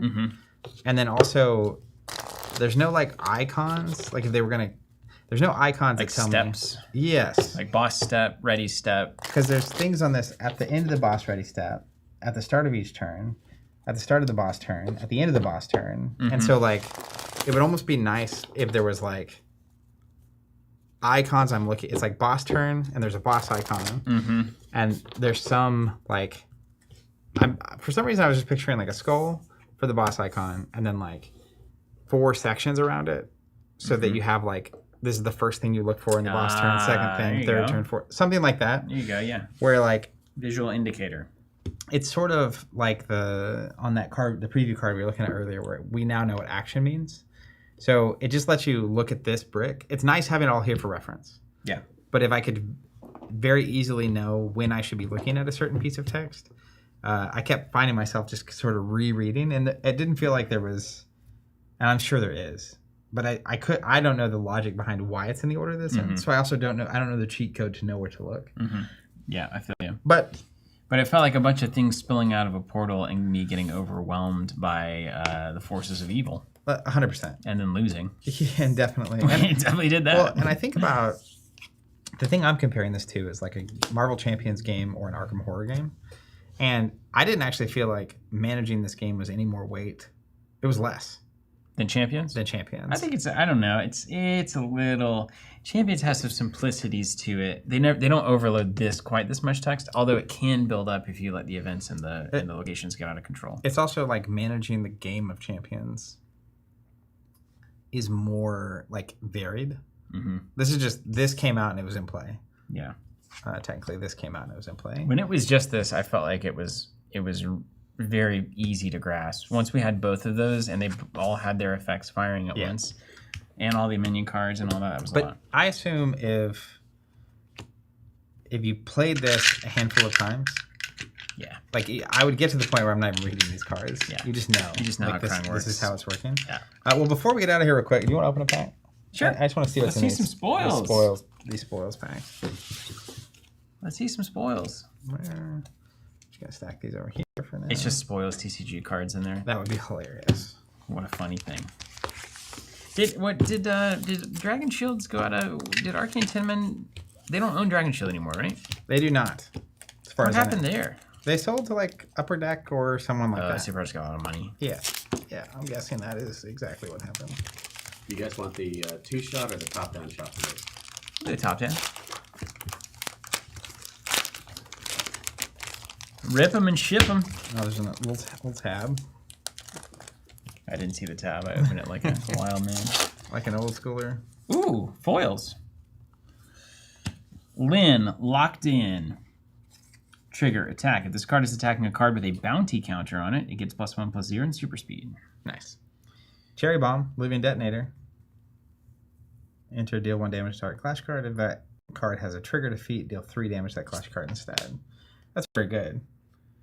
That's very good against those guardians, specifically. Any of the things, like the Reinforcer has a trigger defeat, so it would just come in and do 3. Or well, that wasn't a Reinforcer. What is that card? There it is. Guardian of the Portal, yeah. Perfect. I like this hero type too, where it's just throws bombs. To me, that's like a classic. You can see the comic panel too. It's very. I got another cherry bomb for you. Unimpressed. Card costs 1 specific red resource less for each Nova Relic accessory token you control. You may only play 1 per turn. and it is a 4/3. But That's- it's got a big. Basically, it's got the 4. What's that? 5 specific. Yeah. Wow. I'm assuming that picturing a cadaverous, like these kind of cards get weirdly good. Also, a bunch of Nova relics. This thing comes out essentially for 2 or 3. Very good. Weber firing. You may discard this card from your hand. If you do, target Alpha Hunter card you control gets +1/+2 until the end of the clash. Oh, that's good. Yeah. Ooh, I like that. That's very good, actually. Ooh, cool art too on that. Yeah, it's bleeding through. Let me see that. Just good. Just good outlining on that. What? Shadowlight ready for action. Look at this guy. One, it's a lot of comic book stuff, but 3 white with 2 specifics. But with this card is discarded from your hand. You may pay 1 black, 1 white. If you do, put it into play instead. This card gets +X attack for each Shadowlight in your Oblivion. Shadowlight's going to be real. It's a very cool, at some point. Very cool hero. Lamont, Mocking. Cannot obstruct. Enter. Choose a number. Look at the top 5 cards of your deck. Reveal a weapon with an initial resource cost equal to the number chosen. If you do, add it into your hand and put the remaining cards in the bottom. Trigger defeat. Attach target weapon you control to a clash card you control without paying its attach cost. If you do, deal 2 damage to your contender. Hilarious. Kind of helpful, kind of not. Garrett's saying about Weber firing. It's kind of like having a clash card on the board. You can turn cards into +1/+2 in like a reaction to attacking. So that is interesting. It's extremely good. Scrapyard. 3 cost 2 red pips. Clash Crown. Trigger enter. Each player may discard a card. Each player that does returns a non-trap accessory with an initial resource cost of 2 or less without unravel from their Oblivion to play. Are traps good yet? And Krung.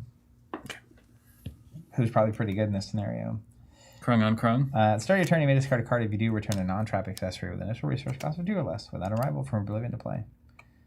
And while you control more accessories than each opponent, your contender gets +1 defense. Well, that's good. That's the money part of that card. We've got Manhattan after the clash. Counter, play. You may send this clash ground to Oblivion. If you do, target weapon you control gets safeguard until end of turn. Can't be destroyed. So is that to counter things that say when they enter play, discard an accessory? And this counters that? I would guess.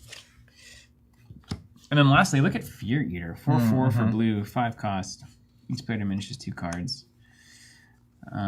Is this a known card? Have you seen this I one haven't before? seen it at all. What is that? Fear Eater.